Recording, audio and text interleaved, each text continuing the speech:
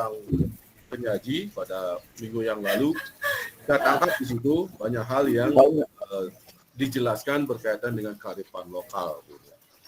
Nah itu yang tapi belum dikemas dalam bentuk judul penelitian, kemudian bagaimana identifikasi masalahnya, rumusan masalahnya bagaimana gitu ya. Kemudian ketika dibuat dalam bentuk bagan kerangka berpikir dan hipotesis gitu. Nah, sehingga dengan TOR seperti itu akan tampak jelas kemana arah dari penelitian tersebut. Gitu. Sehingga kita bisa lihat judulnya apakah bisa menggambarkan pemanfaatan dari kearifan lokal untuk sebuah penelitian. Nah, itu minggu depan akan saya coba mengundang 3 orang ya dari perwakilan masing-masing kelas untuk menyampaikan hal itu. Baik ya, sambil menunggu teman-temannya ya, ini baru 38 ya yang hadir. Saya coba jelaskan terlebih dahulu mengenai tugas yang akan dikerjakan minggu depan gitu, karena gantian setelah saya yang menjelaskan hari ini, minggu depan saya harapkan ada perwakilan dari masing-masing kelas sama seperti minggu yang lalu.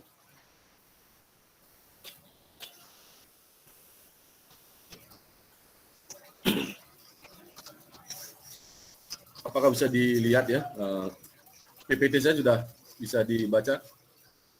Sambil Oke, terima kasih. Bisa. Baik. Nah, ini tugas untuk minggu depan yang dipresentasikan perwakilan dari masing-masing masing-masing kelas gitu ya. Tempo hari semuanya ibu-ibu ya, mungkin sekarang bapak-bapaknya yang bertugas gitu ya. Nah, di sini saya harapkan nanti yang mewakili dari masing-masing kelas untuk mempresentasikan ya, pertama judul penelitian yang menggambarkan penelitian eksperimental. Jadi dari judul sudah kelihatan bahwa yang diteliti itu adalah jenisnya eksperimental. Entah itu kuasi atau true, nah itu terserah nanti gitu ya. Yang jelas pra-eksperimental tidak diizinkan untuk disertasi. Paling rendah itu kuasi, nah kemudian yang paling baik itu digunakan yang true eksperimental. Nah, karena di sini saya jelaskan atau tegaskan judul penelitiannya adalah eksperimental. Nah, kemudian yang kedua dipresentasikan adalah identifikasi masalah. Jadi apa yang ada di judul, nah kira-kira indikator-indikator apa yang akan ditelusuri, nah itu dibuat identifikasi masalahnya. Nah, silakan nanti dikerjakan bagaimana pengalaman Bapak Ibu ketika membuat suatu penelitian. Gitu. Dan nanti baru saya akan jelaskan lebih lanjut bagaimana mengemasnya. Nah, kemudian di bawah identifikasi masalah itu adalah rumusan masalah. Saya sebutkan di sini ya untuk latihan ya minimal ada 3 rumusan. Kalau disertasi rasanya itu cukup banyak gitu ya. Kalau tidak salah kemarin ada 5 rumusan masalah yang saya lihat ketika diujikan. Nah, di sini saya sebutkan ada minimalnya 3 rumusan masalah. Nah, kemudian dilengkapi dengan tujuan penelitian, kemudian manfaat ya, manfaatnya manfaat teoritis dan manfaat praktis. Jadi ada tujuan, ada manfaat. Nah, kemudian bagan kerangka pikir dengan pola input, proses, output. Nah, sehingga apa inputnya, kemudian bagaimana prosesnya, kemudian apa outputnya. Nah, di bagian akhir ditulis hipotesis penelitian. Nah, mengapa ini yang saya harapkan dari Bapak dan Ibu untuk menyampaikan, nah, supaya nanti ketika interest menggunakan THK dan kearifan lokal sebagai sebuah penelitian akan bisa diungkap indikator-indikator terukur yang bisa dibuat dalam rumusan masalah, yang bisa diuraikan dalam tujuan, kemudian bisa dijelaskan manfaatnya, nah, kemudian dia akan masuk di bagan kerangka pikir ya, di inputnya maupun di proses ataupun di output. Nah, baru akan tampak jelas ketika dibuat hipotesisnya. Nah, itu benang merahnya gitu. Jadi saya ingin lihat benang merahnya pola pikir Bapak Ibu ketika membuat suatu judul penelitian. Nah, karena kemarin yang digambarkan saya masih lihat baru berkutat di pendahuluan gitu. Jadi judulnya juga belum menggambarkan jenis penelitian yang sifatnya eksperimental. Karena dengan melihat judul kita sudah bisa mengetahui oh ini pasti eksperimental. Cuma belum diketahui apakah itu kuasi atau true gitu ya, karena tergantung dari kondisi pemilihan sampel yang sifatnya randomized.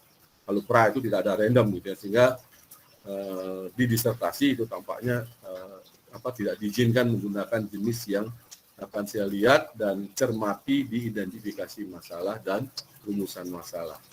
Karena dia akan muncul di situ dan walaupun di judul mungkin bisa bersifat umum atau bisa bersifat sebagai indikator yang sudah bisa diukur. Nah, di judul itu boleh dikemas gitu ya dalam bentuk dalam bentuk frasa kata yang umum gitu ya, tapi belum berupa indikator terukur. Tapi begitu masuk di rumusan masalah harus jelas sebagai indikator terukur yang nantinya akan dihipotesiskan. Nah, sehingga itu yang nanti akan coba jelaskan. Nah, itu sebagai suatu hal ya yang bisa dibuat ketika penugasan dari kearifan lokal yang terkait PHK ini. Mudah-mudahan nanti ada yang mewakili ya, yang terutama yang interest ya, kalau tidak ya jangan gitu ya, nanti jangan memaksakan gitu. Jadi yang interest dengan kearifan lokal yang dikaitkan dengan PHK di bidang ilmu dari Bapak Ibu masing-masing gitu. Jangan dulu ke ranah yang lain gitu ya. Jadi dengan mengkaitkan antara bidang ilmu Bapak Ibu, kemudian ada kearifan lokal, ada PHK, saya yakin itu jadi novelty kalau di disertasi. Jadi dia akan menjadi temuan baru. Nah, mengapa saya berani katakan demikian? Ya karena hal ini yang saya lakukan. Gitu. Saya orang pendidikan, ya kemudian saya S2-nya di bidang ergonomi atau kesehatan kerja, kemudian S3-nya di bidang kedokteran. Nah, waktu itu saya buat pembelajaran yang sehat. Gitu. Jadi bidang pendidikannya masuk, kemudian kesehatannya sebagai variabel terikatnya. Jadi saya masukkan di situ kualitas kesehatan ketika mahasiswa belajar mengenai anatomi fisiologi manusia. Nah, kemudian saya menggunakan pendekatan SIP pada waktu itu. Jadi sistemik, holistik, interdisipliner, dan partisipatori. Itu variabel bebasnya. Variabel tingkatnya adalah kualitas kesehatan. Jadi ada kebosanan, ada kelelahan, ada beban belajar, gitu, ada dan ada hasil belajar. Nah, itu saya kaitkan sehingga jadi novelty.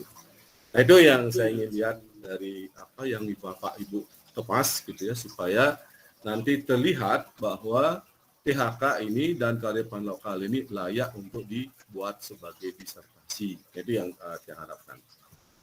Nah, itu Bapak Ibu sebagai tugas ya, jadi supaya nanti saya mungkin lupa menyampaikan karena mungkin terkait dengan waktu ya, nanti saya tidak sampai habis menyelesaikan di slide-slide yang akan saya jelaskan pada malam hari ini.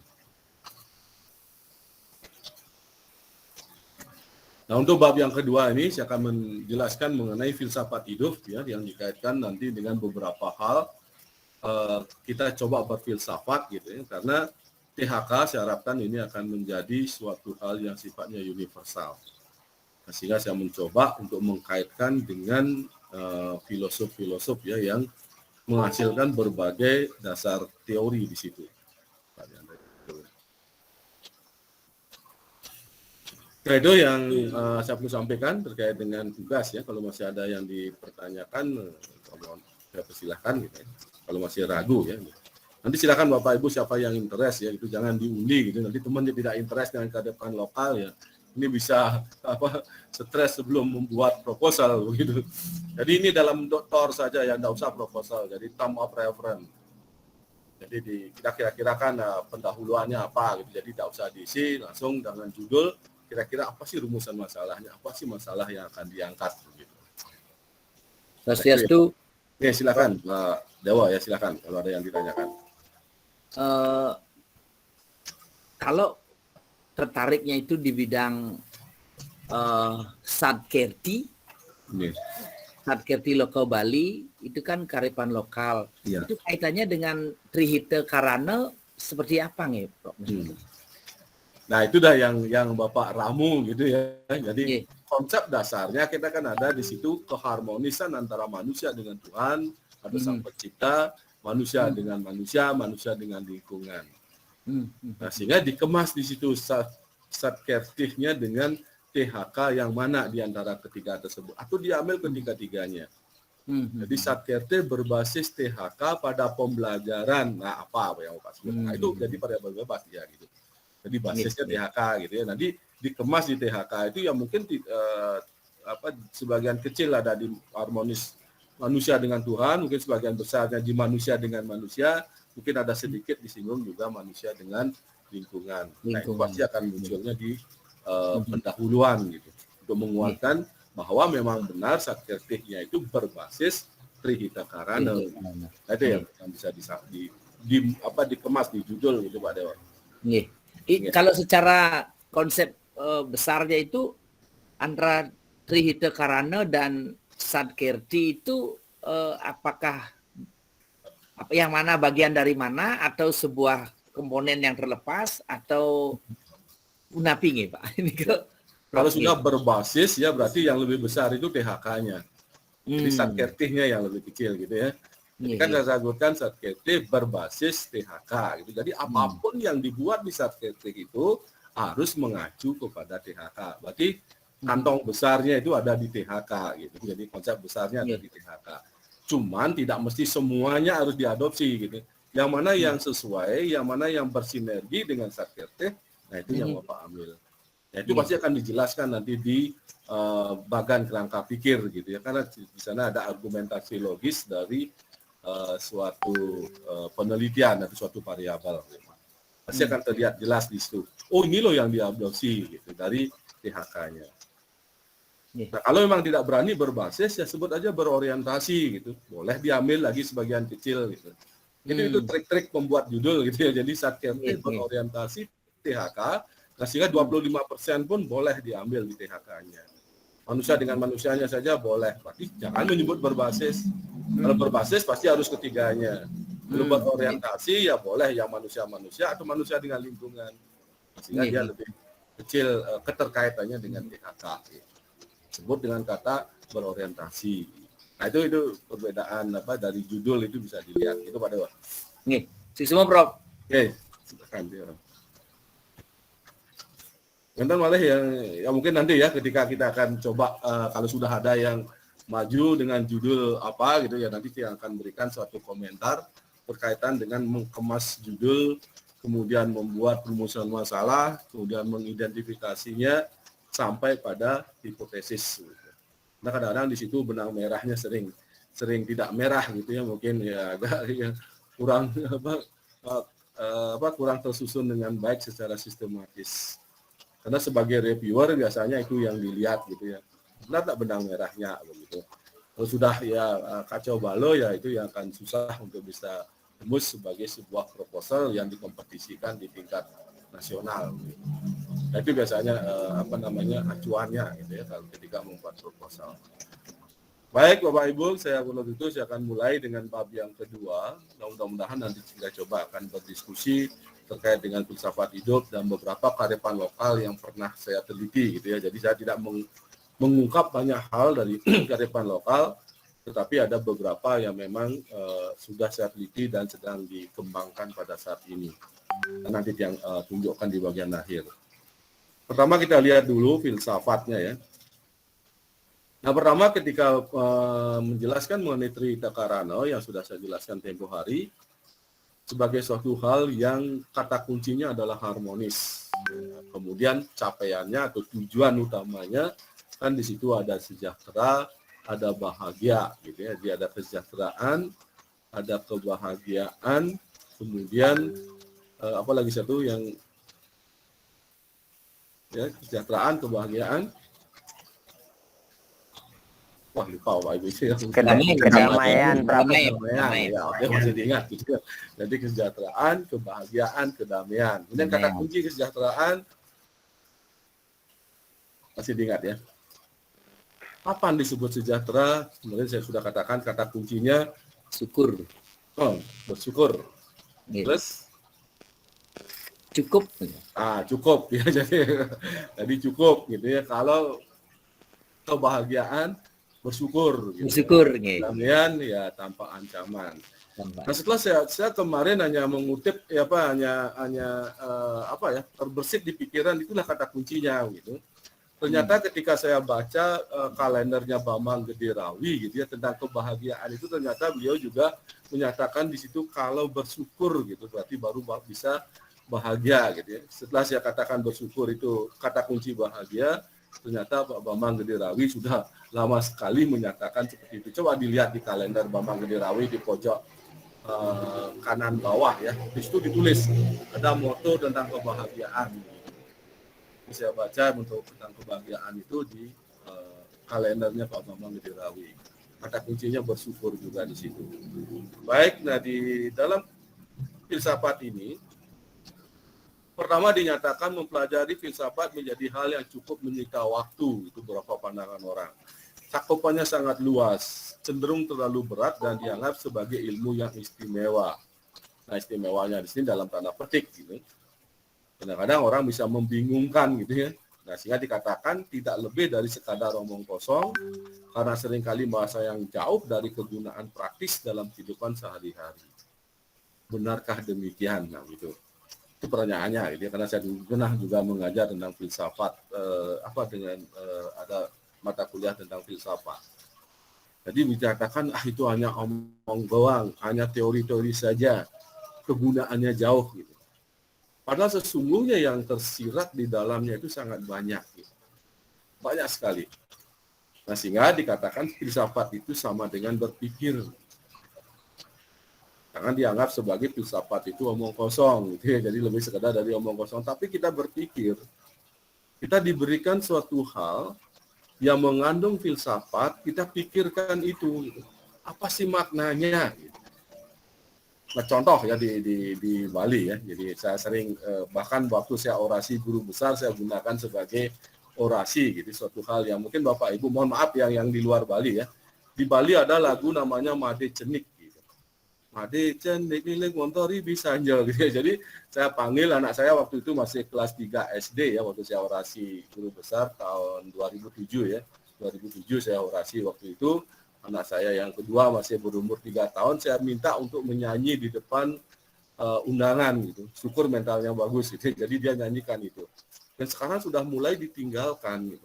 Padahal itu mengandung filsafat yang sangat tinggi menurut saya. Sering dianggap itu hanya lagu kacau balau kan gitu ya. Kalau kita tidak cermati, sudah made cenik lilik montori bisa jauh motor Badung kok gianyar ya. Apa kaitannya motor Badung kok gianyar gitu? Kedebagnya muat batu. Nah itu kan hal yang aneh gitu ya. Nah menurut Bapak Ibu kenapa kok disebut ceritanya di situ made cenik gitu? Kok bukan wayan keleh atau nyoman cenik atau ketut? Nah kok madenya disebut made cenik gitu? Apa sih filsafatnya di situ? Gitu. Ada enggak yang mungkin ngah gitu atau ngah ya gitu. Made itu anak nomor 2 ya, cenik itu kecil gitu ya, saya terjemahkan bagi Bapak Ibu yang di luar Bali ya.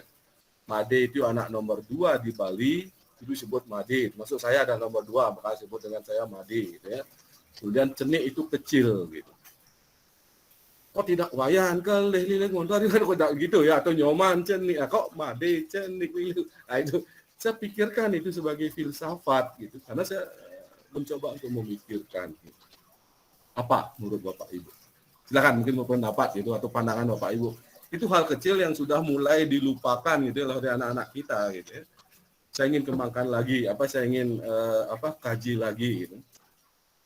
Hal itu saya pernah seminarkan secara internasional di Maranatha gitu ya, di Universitas Kristen Maranatha, itu mendapat apresiasi yang lumayan gitu. Ada 3 lagu anak-anak ya sekararenya yang saya tayangkan di situ. Nah, salah satunya adalah ini, Made Cenik ini. Ada Bapak Ibu yang berpendapat? Ya mungkin mencoba Pak Agus Ari. Ya, tadi pagi ini ketemu dengan Gus Ari. Ya, Prof ketemu lah. Yang nyambung nih kita tadi habis ngerjakan karena besok laporan kemajuan sudah harus dikumpul maraton. Silakan Pak Bagus, silakan. Nggih, minat yang mengomentari kalau madenya mungkin yang kurang jelas niki Pak niki Prof. Tapi kalau lilik montor ibi sanja itu kalau waktu sore hari itu kan biasanya penyinaran atau penglihatan itu agak berkurang. Jadi ada makna tersirat bahwa jangan keluar ketika sore hari karena akan riskan gitu. Kalau menurut yang seperti itu nih Kak. Kemudian motor Badung ke Gianyar itu yang kurang uning nih Kak Prof. Tapi kalau isi batu Cina nih Kak, dari situ sudah bisa diramalkan bahwa orang-orang mohon maaf niki bukannya rasis atau napi, tapi ini memang kenyataan. Orang Bali zaman dulu sudah bisa memprediksi bahwa etnik Cina atau Tionghoa itu nanti akan mendominasi. Mungkin cuma Nike Mantan yang bisa yang simpulkan. Ya. Oke, itu pendapat pertama ya. Silakan Pak Nyoman, Budha Hartawan itu yang berikutnya. Saya ingin tahu matikan kamera, Bro. Nggih. Saya tahunya secara umum manten nike Bro di apa namanya kalau Made Cenik nike kan Made nike yang saya tahu orang yang nomor 2, kemudian Cenik nike kan kalau bahasa Indonesianya itu orang yang kecil.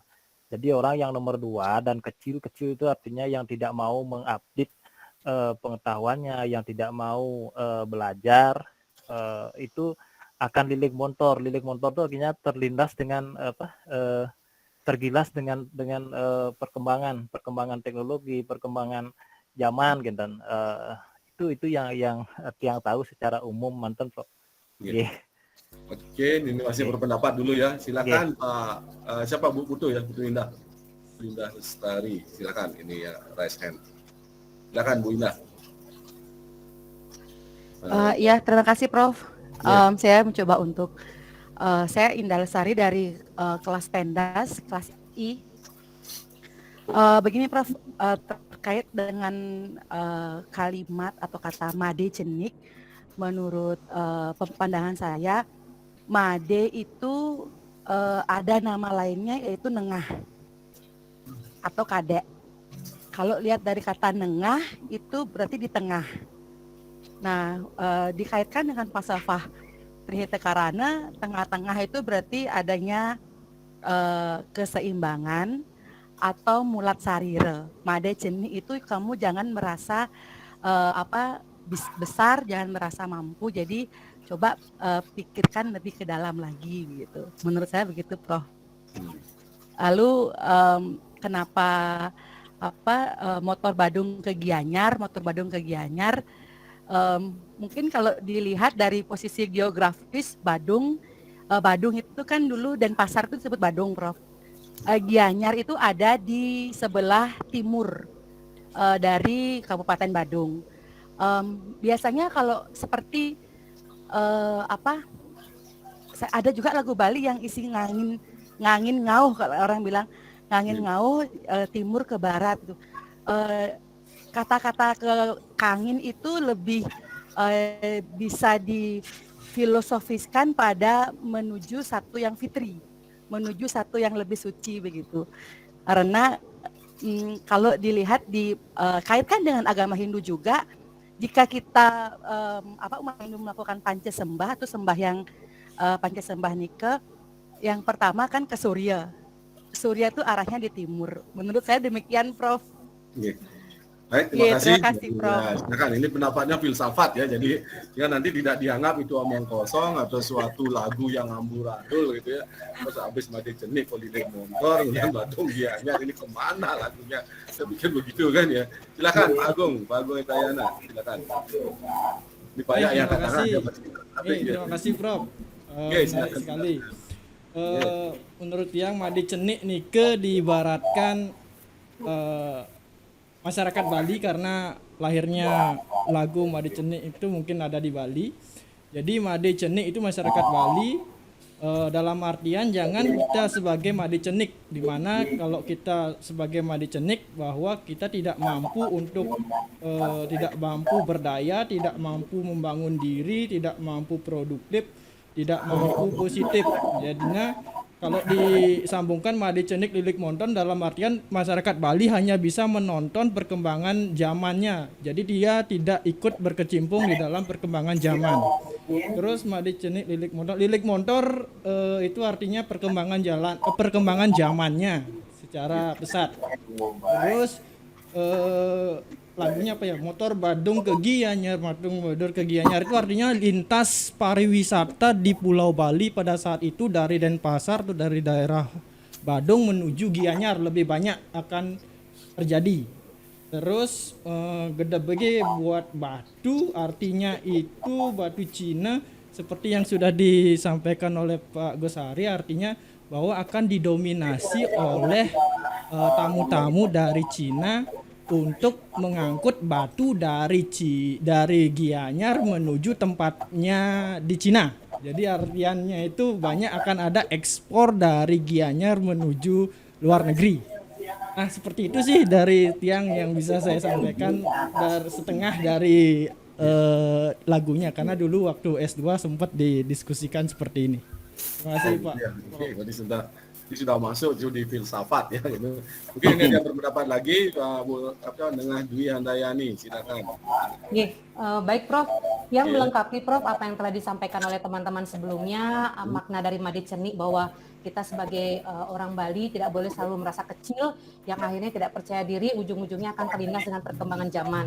Lalu dikaitkan dengan kalimat-kalimat berikutnya, yakni saya petik satu kalimat, Tunjung Biru, Margi Iratu Mesiram, Margi Iratu Mesiram. Tadi sudah diceritakan tentang filsafatnya, Prof nih, filsafatnya bagaimana kita akan didominasi etnis Cina, walaupun saya ada sedikit darah Pinayok.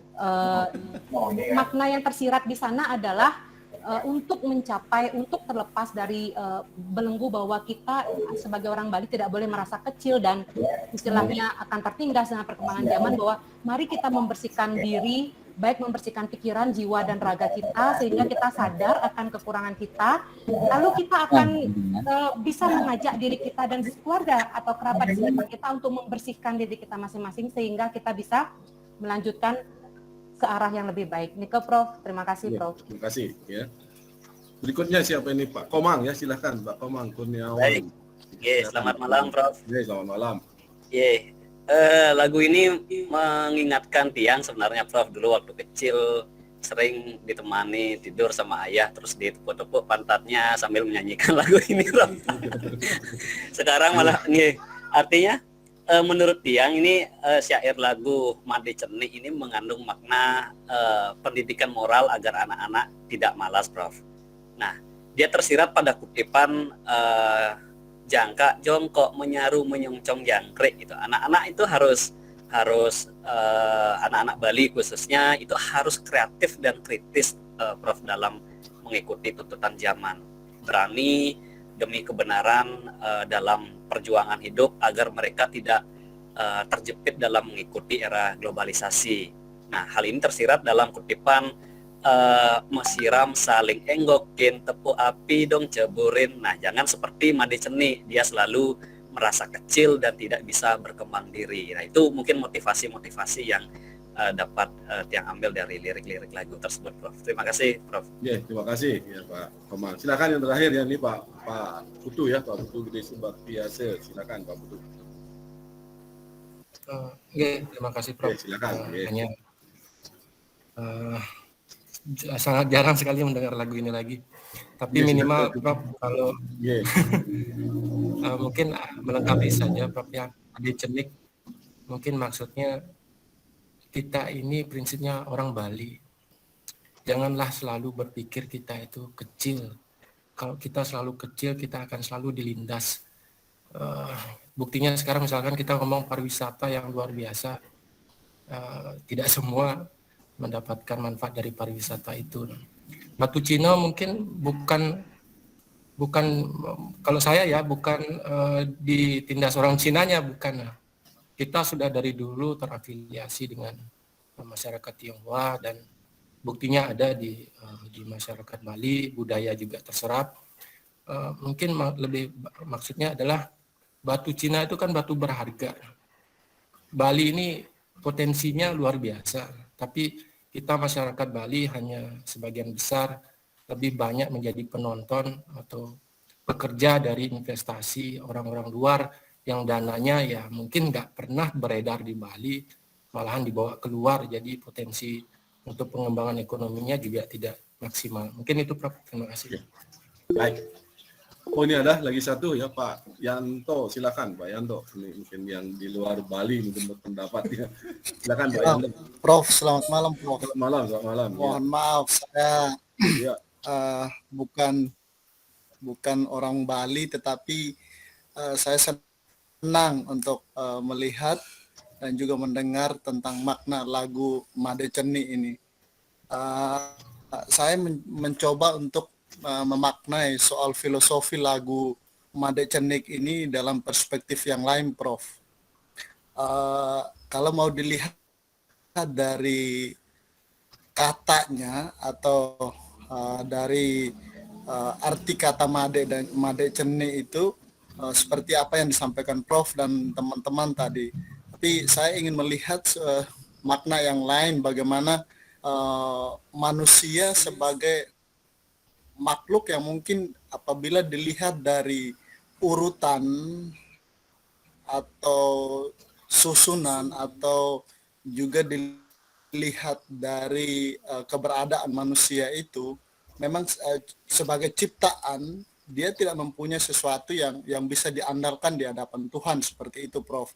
Tetapi dalam konteks kehidupan bersama berdasarkan sikap hidup, nilai-nilai yang ini tentu juga akan membawa keseimbangan dalam kehidupan bersama, entah itu dalam hubungannya dengan alam ciptaan, juga dengan manusia atau sesama, dan bahkan juga dengan pencipta. Mungkin saya bisa memaknainya seperti itu, Prof. Terima kasih. Baik, ya. Baik ya, jadi beberapa yang sudah mulai memaknai jadilah filsafat gitu ya, sehingga memang sangat luas gitu, tergantung dari sudut pandang kita melihat dari apa-apa yang disampaikan itu oleh para leluhur kita, oleh para pendahulu kita. Jadi saya pernah mencermati ada 3 sekarare ya, yang sekaralit yang satunya yang lagu-lagu yang sering dinyanyikan dulu ketika anak-anak, tadi sampai disebutkan ketika ditepuk pantatnya mau tidur gitu ya. Nah, salah satunya adalah lagu Made Cenik ini. Nah, saya jelaskan begini, ya, ketika kita melihat di situ ada kata Made Cenik gitu ya, saya terjemahkan pada waktu saya orasi ilmiah guru besar, saya katakan di situ kita tidak mau di nomor 2-kan dan dikecilkan begitu. Made itu kan nomor 2 ya, Cenik itu kecil. Orang tua itu jangan kamu mau di nomor 2-kan dan dikecilkan, itu syarat pertama. Isyarat yang disampaikan di kata Made Cenik itu. Nah, kenapa tidak mau di nomor 2-kan dan dikecilkan itu? Kalau kamu jadi orang nomor 2 dan kecil di situ, kamu akan digilas oleh era global gitu. Lilik montor gitu ya. Jadi lilik montor di Bisanja, karena pada fase transisi ya, dari suatu fase kayak sekarang, ada orang mungkin leluhur kita tidak tahu kita akan kena pandemi COVID. Sekarang ini terbukti lagu Made Cenik ini. Bagaimana gemerlapnya pariwisata tiba-tiba terpuruk ya. Kita betul-betul tergilas pada saat ini. Nah, batu Cina itu giok, jadi itu batu Cina itu adalah sebagai lambang gemerlapnya pariwisata. Mengapa? Karena di situ disebutkan itu batis lantang sungguh barak gitu. Itu makna dari turis gitu. Jadi batisnya lantang, kaki-kakinya panjang, hidungnya merah gitu ya. Itu kalau saya terjemahkan ya. Itu turis yang datang ke kita membawa gemerlapnya pariwisata sehingga disebut batu Cina. Sementara kita masih terseok-seok itu tidak mau maju. Kayak gedebag muat batu, tahu gedebag ya, itu alat angkut zaman dulu berisi batu, ya kita masih terseok-seok, tidak mau maju-maju gitu. Nah, itu kita disinir oleh orang tua kita. Nah, kemudian disebutkan mengumbang-umbang icodet gitu. Tapi Joni Agung menyebut icodar itu salah ya. Icodar itu orang sombong. Kalau icodet itu adalah orang yang pernah kena trauma, kemudian dia pergi meninggalkan tempatnya. Itu artinya mengumbang-umbangi codet. Kita akan meninggalkan tempat kita sendiri kalau kita tidak ya betul-betul memahami dan kita betul-betul tidak mau jadi Made Cenik gitu. Harus nomor 1 dan kita tidak mau dikecilkan gitu, supaya tidak mengumbang nantinya, sama seperti Jakarta gitu ya. Jadi kan banyak orang luar yang berkuasa itu. Nah, itu mengumbang-umbangi codet, bukan dicodar ya. Kalau codar itu orang sombong. Kalau codet itu kan, codet itu ada bekas luka. Jadi trauma sebagai akibat dari sesuatu yang pernah menimpanya. Dia pergi mengumbang itu, pergi meninggalkan desanya, pergi meninggalkan Bali. Nah, mungkin itu yang tidak diinginkan. Nah, kenapa? Karena kita jangkak jongkok menyaru, menyoncong jangkrik gitu. Artinya jangkak jongkok, pura-pura kita mencari jangkrik, padahal itu adalah penganggur tak kentara gitu. Ya, kita seolah-olah bekerja gitu, tapi yang dicari jangkrik. Tahu kan jangkrik kan, jadi tidak ada isinya ya. Jadi itu adalah, saya terjemahkan, penganggur tak kentara begitu di situ. Jadi jangkak jongkok menyaru, menyoncong jangkrik kawin Nilotama gitu. Nilotama itu kan bidadari yang paling cantik gitu ya. Seolah-olah itu suatu yang betul-betul memberikan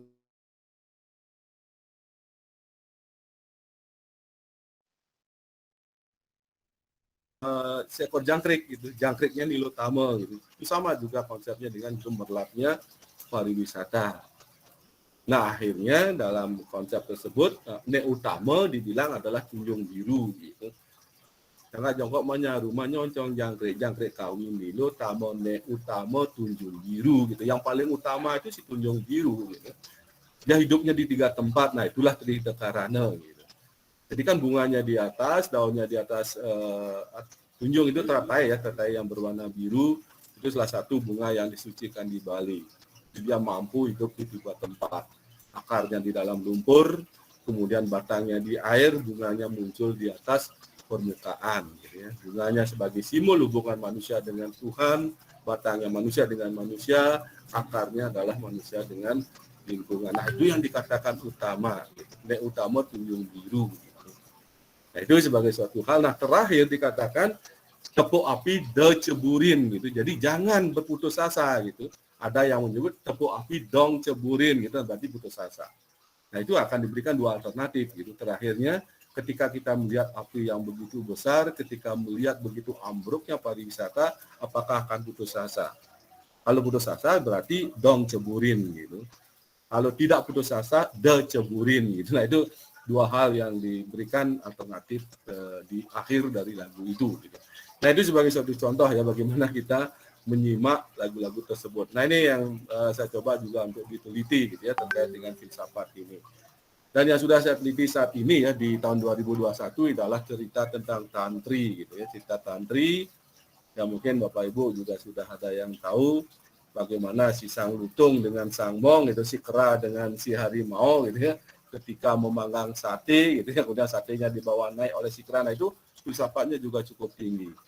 Kemudian bagaimana pertempuran singa dengan banteng, 2 orang besar gitu ya, jadi 2 pemimpin besar, akhirnya yang mati adalah dua-duanya dan tidak menimbulkan tidak menghasilkan apa-apa. Nah itu contoh-contoh filsafat yang ada di Bali. Mungkin di tempat lain juga ada.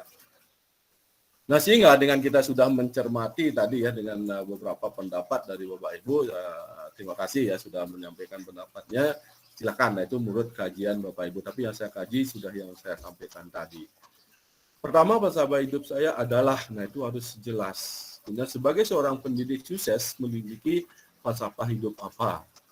Kemudian saya berpegang teguh pada prinsip hidup titik-titik. Nah itu yang sering dikatakan. Nah sehingga filsafat itu kita identikkan dengan berpikir. Jangan filsafat itu kita identikkan dengan omong kosong. Nah, sehingga apapun yang ada, apapun yang kita jumpai, perlu kita simak lebih lanjut, perlu kita cermati apa sih yang diinginkan oleh orang yang membuat, kalau tadi ya lagu Mari Cenik ya, atau membuat sebuah produk. Misalnya ada patung gitu ya, mungkin di Bali Anda bisa lihat gitu ya, berbagai jenis patung gitu ya, yang dengan berbagai ukiran. Itu banyak sekali filsafat yang ingin disampaikan gitu. Nah itu yang kemudian berikutnya fungsi dan definisi ya. Jadi di sini saya tidak akan menjelaskan lebih lanjut ya Bapak itu, yang mungkin Bapak Ibu sudah banyak pernah mendengar bahkan sudah mengkaji lebih jauh gitu ya. Nah, sehingga dikatakan adalah bukanlah menjawab pertanyaan kita, namun mempersoalkan jawaban yang diberikan oleh kita. Itu maknanya luar biasa gitu ya. Jadi jangan menjawab gitu apa pertanyaan-pertanyaan kita, namun mempersoalkan kembali jawaban yang diberi oleh kita. Nah itu artinya adalah bagaimana kita meningkatkan kemampuan kita untuk ingin tahu lebih lanjut. Gitu. Jadi kuriositas kita memang harus dibina, gitu yang menurut Socrates. Nah sehingga filsafat itu bukan membingungkan, gitu, terus dipertanyakan, akhirnya kita akan mentok pada Tuhan. Nah, sehingga ketika kita terjawab, gitu ya, ketika kita tidak menemukan jawabannya, berarti jawaban itu ada pada Tuhan. Gitu. Nah, sehingga itu menghindari supaya orang tidak ateis. Contoh misalnya manusia gitu ya, terdiri atas sel, selnya tersusun atas akan menjadi jaringan, jaringan kemudian akan menjadi organ jadi sistem organ. Nah kemudian ketika ditanya terus yang memberikan hidup pada manusia itu siapa? Nah itulah Tuhan. Nah itu yang saya maksud ya, bahwa Tuhan itu tetap kita junjung tinggi sebagai suatu hal. Mengapa? Karena ketika Bapak Ibu membelajarkan cara berpikir hipotesis deduktif atau operasional formal itu harus berdasarkan bukti dan kesaksian. Nah, dulu pernah orang berpikir bahwa jangan-jangan nanti siswa saya jadi ateis gitu. Ternyata tidak gitu ya. Kalau kita dari kecil sudah diberikan dengan THK ini bahwa manusia itu harus harmonis dengan Tuhan, walaupun diberikan pemahaman tentang kemampuan berpikir operasional formal atau adanya hipotesis deduktif gitu, yang karakteristiknya adalah harus berdasarkan kesaksian atau bukti-bukti ilmiah. Nah, ketika bukti ilmiah itu tidak ditemukan, berarti dia akan mentoknya di Tuhan. Gitu.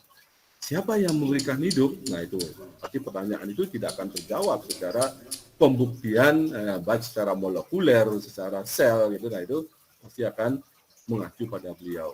Nah, itu yang dimaksud dengan mempersoalkan jawaban yang diberi oleh kita. Nah, kemudian filsafat, ilmu yang belajar dengan sungguh-sungguh hakikat kebenaran segala sesuatu, kembali ini pasti pada Tuhan.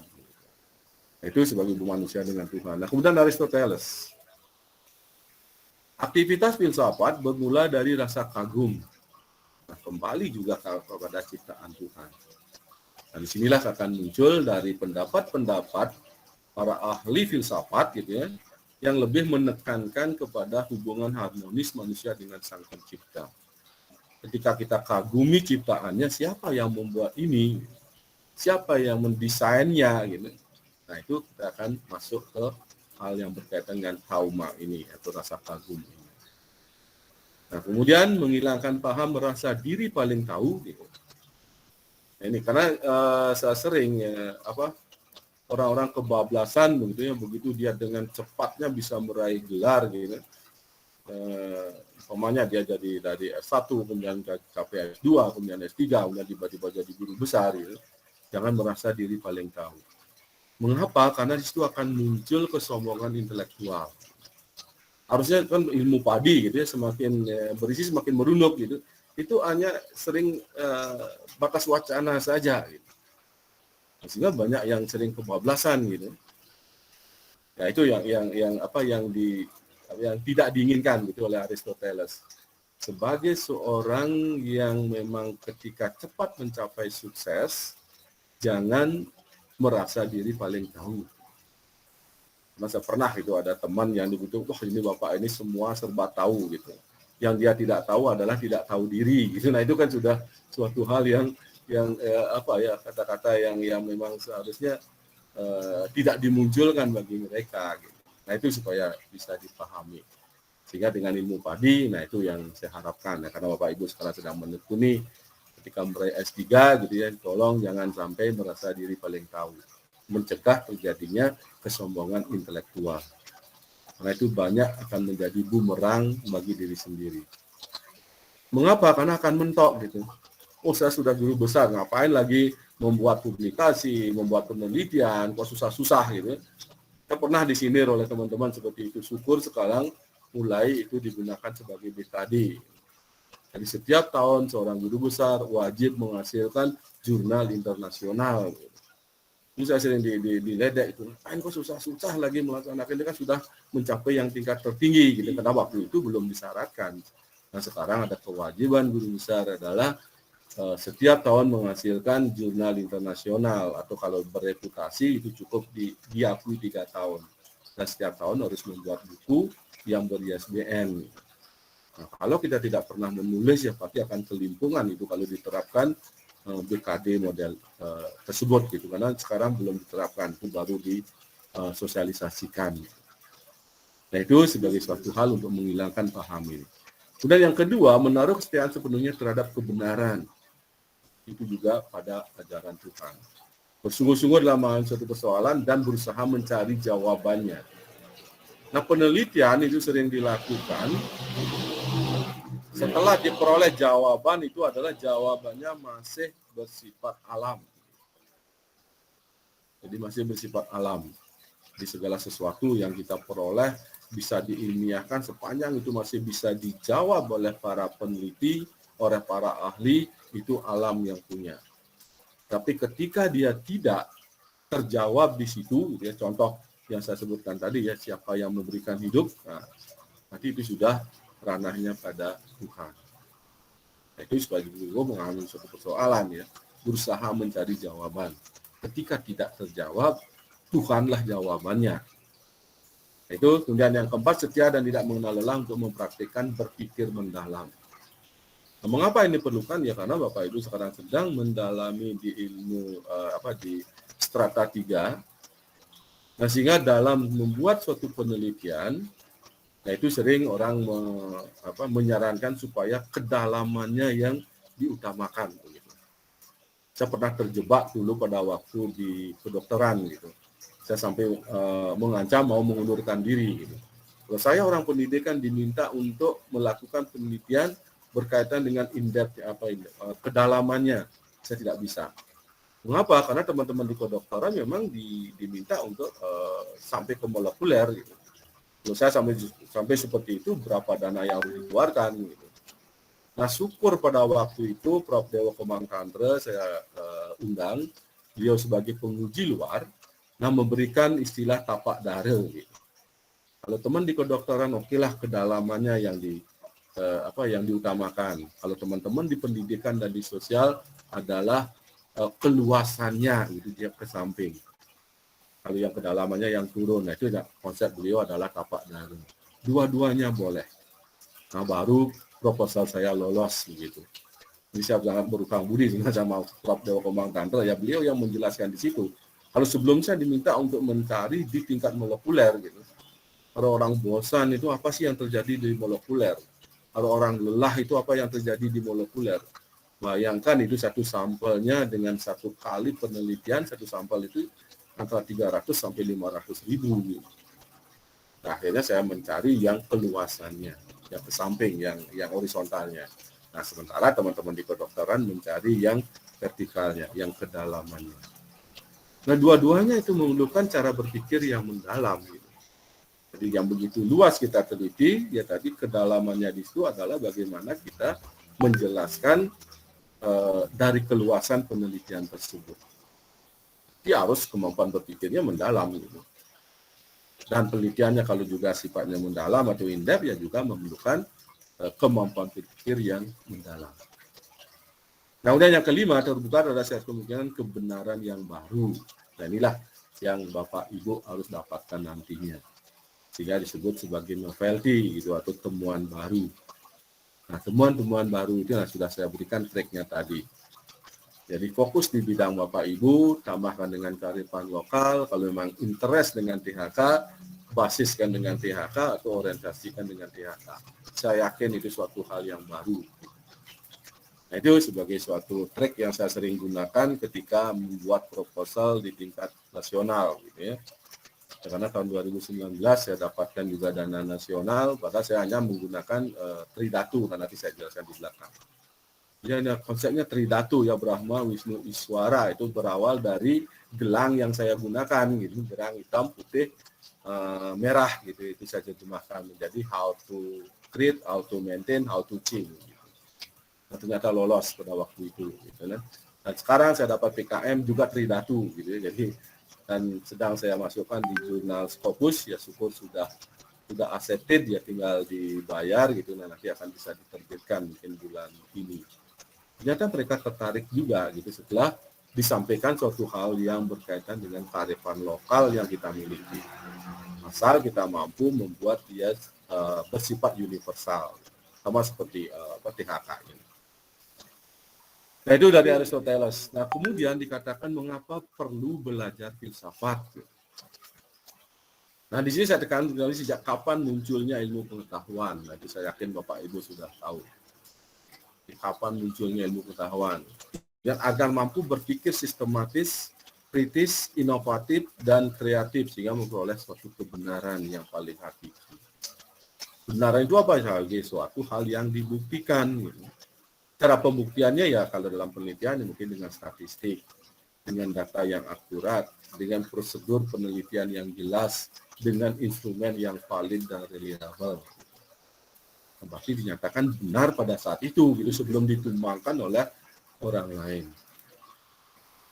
Nah, kenapa? Karena saya harapkan sebagai seorang dokter, kita sudah harus mampu berpikirnya sistematis. step to step, gitu ya. Kemudian berpikirnya kritis dan ada inovasi-inovasi yang dikembangkan. Nah, inovasi itu akan muncul jika Bapak Ibu kreatif. Jadi kreatif menulis, kreatif membaca, kreatif untuk mengobservasi di lapangan, gitu. Nah, itu yang harus dilakukan. Gitu. Ya, bukan apa-apa gitu ya, karena saya memang sering melakukan hal yang demikian. Jadi lebih baik kita di lapangan, besar di lapangan, ketemu masalah di lapangan, kemudian telitilah di tempat itu. Itu yang menyebabkan mengapa saya selalu penelitian saya di sejak awal saya meneliti sampai saat ini selalu di desa sendiri. Sehingga dana-dana untuk bahan habis itu saya bisa sumbangkan ya untuk pembuatan pembangunan fisik. Gitu. Karena di penelitian kan ada namanya dana habis, bahan habis pakai gitu ya. Nah, saat ini saya meneliti tentang konsep tridatu gitu ya, yang dalam penyelamatan sumber mata air. Ya di situ saya buat penataan gitu, dengan membuat pertamanan, penanaman pohon, jadi pohon langka, pohon upokare gitu, itu bisa dimanfaatkan oleh masyarakat setempat. Dan tadi ya saya sampai jam 7:30 itu masih gotong royong masang paving gitu, jadi kami sedang membuat pavingisasi untuk orang mampu menyelamatkan lingkungan di sekitar sungai. Karena aksesnya harus ada ke sana, itu konsep yang saya tekankan. Karena penelitian ini sudah saya buat dalam bentuk sudah dipublish gitu ya, karena masyarakatnya antusias masih ingin membuat gitu ya, yang tadi masih ada gotong royong ya, saya sampai jam 7 itu masih masang paving tadi di tempat gotong royong, sehingga saya agak terlambat tadi joinnya. Nah, kemudian pengertian jadi filosofia, cinta kebijaksanaan atau kebenaran. Itu sebagai suatu hal ya, silakan Bapak Ibu yang mau memahami dan memaknai gitu ya. Nah, mengapa? Karena mencintai kebenaran sehingga berupaya memperoleh dan memilikinya. Nah, apa itu? Nah, silakan Bapak Ibu yang memaknai gitu. Jadi mencintai kebenaran, kalau kebenaran itu adalah sebagai suatu teori atau metode atau purwarupa gitu ya, yang Bapak Ibu nanti temukan di suatu penelitian di dalam disertasi tersebut, nah itulah yang harus diupayakan. Jadi di sini kata kuncinya ya tetap semangat gitu ya, jangan menyerah di tengah jalan. Nah itu yang sering terjadi. Begitu mentok dengan pembimbing, kemudian judul diubah terus, kemudian proposal tidak diterima-terima gitu ya, akhirnya ya sudah tidak tahan banting lagi menyerah gitu. Nah, pengalaman beberapa mahasiswa gitu, semangatnya di awal semester 1, semester 2 menurun, akhirnya menghilang gitu. Sampai saat ini tidak ketemu lagi. Nah, ini banyak terjadi. Terutama yang saya cermati di S3 ilmu pendidikan ini gitu ya. Jadi saya punya 2 kemarin mahasiswa yang sudah tak terlacak lagi gitu ya, saya sebagai PA-nya, tak kemana beliau-beliau itu gitu. Karena semester awalnya semangatnya luar biasa, sama seperti Bapak Ibu pada saat ini. Kemudian ketika ya itu tadi ketika bimbingan, kemudian itu yang saya maksud. Maka dengan filosofi, Anda sebagai orang yang mencintai kebenaran, raihlah itu gitu ya. Kebenaran dalam hal ini yang saya maksudkan di Bapak Ibu, karena dalam pembelajaran di S3, kebenaran itu ungkapkanlah nanti di dalam pembuatan disertasi. Sehingga semangatnya tetap terjaga. Nah, kemudian filsafat dan pengetahuan. Pengetahuan sebelum saya ingin mengetahui, ini kalimat pertama Aristoteles ya dalam metafisik. Jadi objek materialnya gejala dan manusia yang akan mengetahuinya. Nah, itulah Bapak Ibu nanti akan menjadi bagian di sini. Kenapa? Ya karena dalam disertasi pasti harus ada temuan baru. Sehingga itu harus dibuktikan. Nah, fungsinya menyoroti gejala tersebut berdasarkan sebab musabab pertamanya. Nah, itu sebagai satu hal yang bisa digunakan sebagai motivasi ketika akan mencari novelty atau temuan baru. Berikut ya, filsafat pengetahuan. Kebenaran dengan kepalsuan, kepastian ketidakpastian, objektivitas dan subjektivitas. Nah, di sini bersifat abstrak dan intuitif, dari mana asal pengetahuan dan kemana arah pengetahuan itu. Nah, itu yang perlu ditekankan. Jadi kalau kebenaran dan kepalsuan itu sudah jelas ya, yang mana benar, yang mana palsu. Nah, kadang-kadang kepalsuan itu dianggap sesuatu yang benar. Gitu. Orde Baru sering disebut dengan Surya Siu, gitu ya. Siapa yang menyatakan itu benar ya karena banyak orang yang menyampaikan ya kalahlah ya, tapi padahal itu kepalsuan. Dan kepastian gitu, ketidakpastian. Nah, yang sering dilakukan di sini adalah yang objektivitas dan subjektivitas. Nah, itu pasti akan ditemukan nanti dalam penelitian gitu ya. Nah, mengapa semua ini saya kaitkan filsafat itu dengan metode menemukan sesuatu di alam atau menemukan sesuatu yang berkaitan dengan penelitian, ya karena kalau filsafat saja kita kaji akhirnya menjadi suatu hal yang saya disebutkan tadi tentang omong kosong itu. Nah, ternyata objektivitas dan subjektivitas pasti akan Bapak Ibu temukan nanti ketika dilakukan penelitian. Nah, metodologi lah yang membatasi kedua hal tersebut. Ya. Kapan Bapak Ibu harus menjadi seorang yang paling objektif di dalam mengambil data, nah, kapan subjektivitas itu dimunculkan. Contoh ya, ketika menggunakan kuesioner.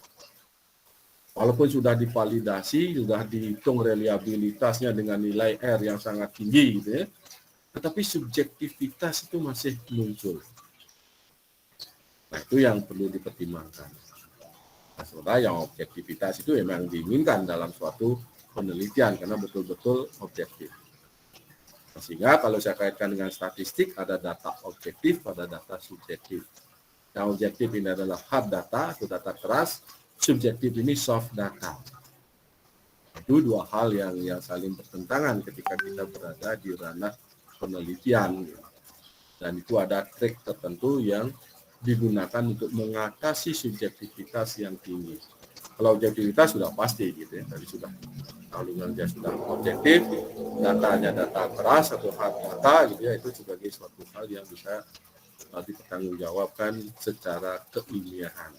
Nah, yang subjektif inilah yang perlu penguatan lebih tinggi. Kemarin ya Bapak Ibu kalau menggunakan instrumen dalam bentuk kuesioner, apalagi dengan metode wawancara gitu ya, kadang-kadang di situ sering kita lebih subjektif untuk menilai masalah-masalah yang diteliti di dalam penelitian tersebut. Nah, ini di filsafat juga dijelaskan model demikian. Nah, kemudian definisi. Saya tidak jelaskan lebih lanjut ya.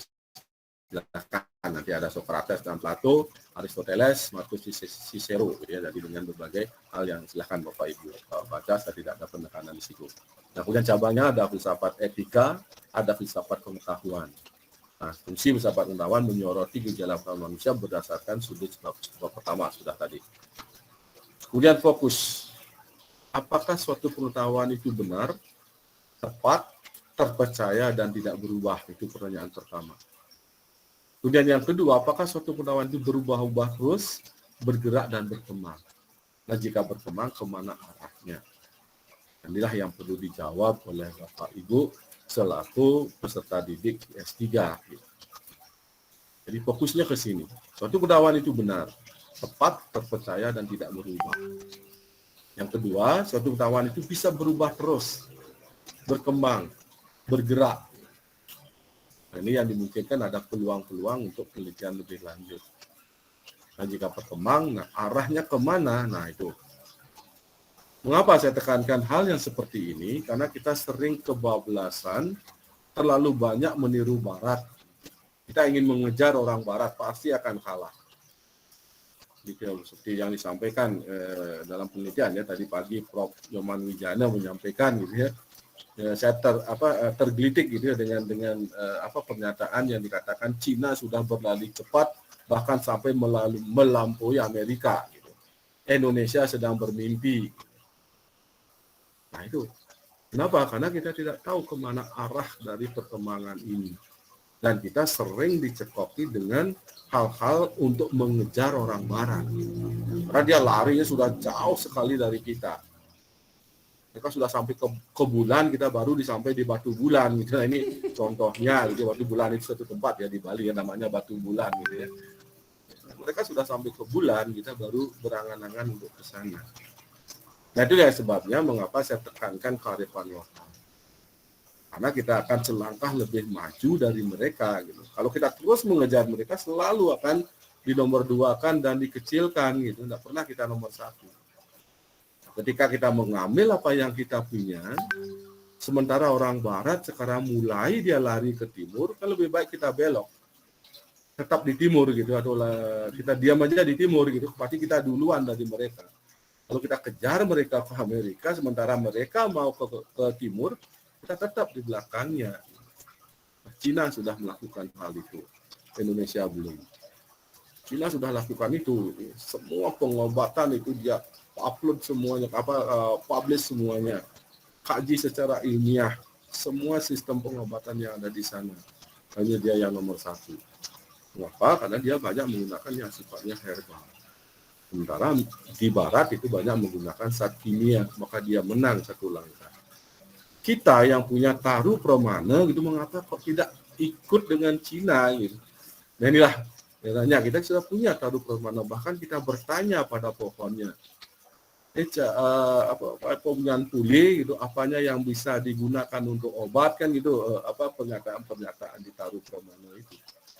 Nah kita tidak ngeh di situ, kita banyak punya lontar-lontar yang berkaitan dengan pengobatan. Nah, termasuk ilmu leak itu yang nanti saya tanyakan, belakangan nanti saya tanyakan itu apa pendapat Bapak Ibu tentang leak di Bali gitu. Jadi karena ini sedang diteliti oleh Prof. Adi Putra ya, salah seorang teman tadi kedokteran. Beliau seorang dokter, ya guru besarnya juga guru besar kedokteran, tetapi penelitiannya ada di situ. Ini dilakukan bersama dengan Prof. Alex, beliau adalah seorang pendeta gitu. Beliau pendeta. Prof. Adi Putra ini ya mungkin senang kalau Bapak Ibu baca bukunya mengenai alam gaib Bali, itu ditulis oleh Prof. Adi Putra. Sekarang beliau menekuni tentang apa sih ilmu leak itu gitu. Nanti belakangan saya jelaskan, dan saya ingin diskusi dengan Bapak Ibu terkait dengan filsafat ini. Nah, ini cabang-cabangnya: metafisika, epistemologi, logika, etika. Nah, ini saudara informasi ya, bagaimana suatu hal bisa kita lihat dari metafisika yang mendengarkan sesuatu yang terdapat di alam. Kemudian epistemologi yang membahas tentang pengetahuan dan kebenaran. Kemudian ada logika, ada etika. Nah, sehingga dari keempat hal ini kita bisa lihat, yang pertama mungkin ilmu leak itu ada di metafisika. Kemudian objek proma mempelajari suatu, mempelajari berbagai sudut atau ilmu. Ada objek formalnya, cara pendekatan pada suatu objek material yang khas atau unik sehingga mengkhususkan bidang bersangkutan. Sejarah, sastra, yang formal filsafat ilmu ya yang berkaitan dengan manusia. Nah, sehingga dikatakan di sini filsafat manusia dapat berkaitan dengan dunia dan ada akhirat. Nah, ini masuk di keharmonisan manusia dengan Sang Pencipta. Nah, kemudian masuk di filsafat sebagai ilmu. Nah, di sini Plato, filsuf ya, besar Yunani ya, itu mengatakan ilmu pengetahuan berusaha mencapai kebenaran, sama sudah disebutkan tadi, karena kebenaran mutlak itu ada pada Tuhan. Atau singkatnya dikatakan pengetahuan tentang segala yang ada. Nah, itu menurut Plato. Sudah Aristoteles, ya, ini sebagai muridnya Plato, ilmu pengetahuan sebenarnya tergandung di dalamnya ilmu metafisika, logika, retorika, politik, sosial budaya, dan estetika juga dimasukkan di sana.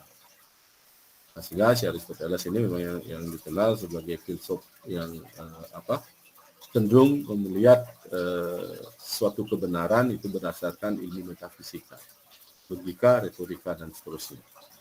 Nah, kemudian Immanuel Kant, filsuf Barat dengan gelar raksasa pemikir Eropa, itu disebutkan ya. Mengapa? Karena beliau menyebutkan ilmu pokok dan pangkal segala pengetahuan. Karena ada 4 persoalan. Pertama, apa yang dapat kita ketahui, metafisika yang menjawab. Apa yang boleh kita kerjakan, etika yang menjawab. Apa yang dinamakan manusia, antropologi yang menjawab.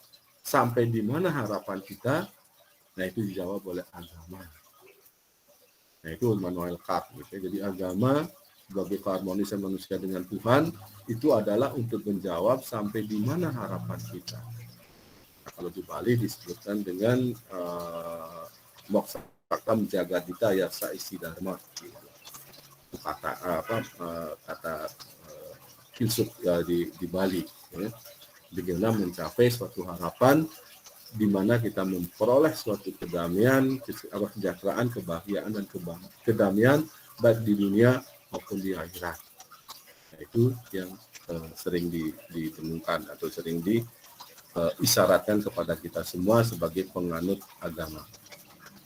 Nah, kemudian filsafat sebagai suatu benda disebutkan oleh Titus di sini. Problem yang langsung dan mendapat perhatian dari bangsa jadikan jawabannya oleh ahli filsafat. Sekumpulan sikap dan kepercayaan terhadap kehidupan dan alam yang biasanya diterima secara tidak kritis. Itu biasanya gitu ya. Nah, harapannya di sini adalah Bapak Ibu harus kritis gitu. Seperti tadi gitu ya, kalau tidak kita kritis terkait dengan Made Cernik itu kita menganggap itu lagu yang amburadul gitu. Dan mungkin ya leluhur kita memberikan lagu anak-anak itu model demikian, sepertinya tidak ada ujung pangkalnya gitu ya, tidak syair-syairnya kok tidak berurutan. Nah, karena ketidakkritisan kita melihat sesuatu. Nah, sehingga si Titus ini juga sering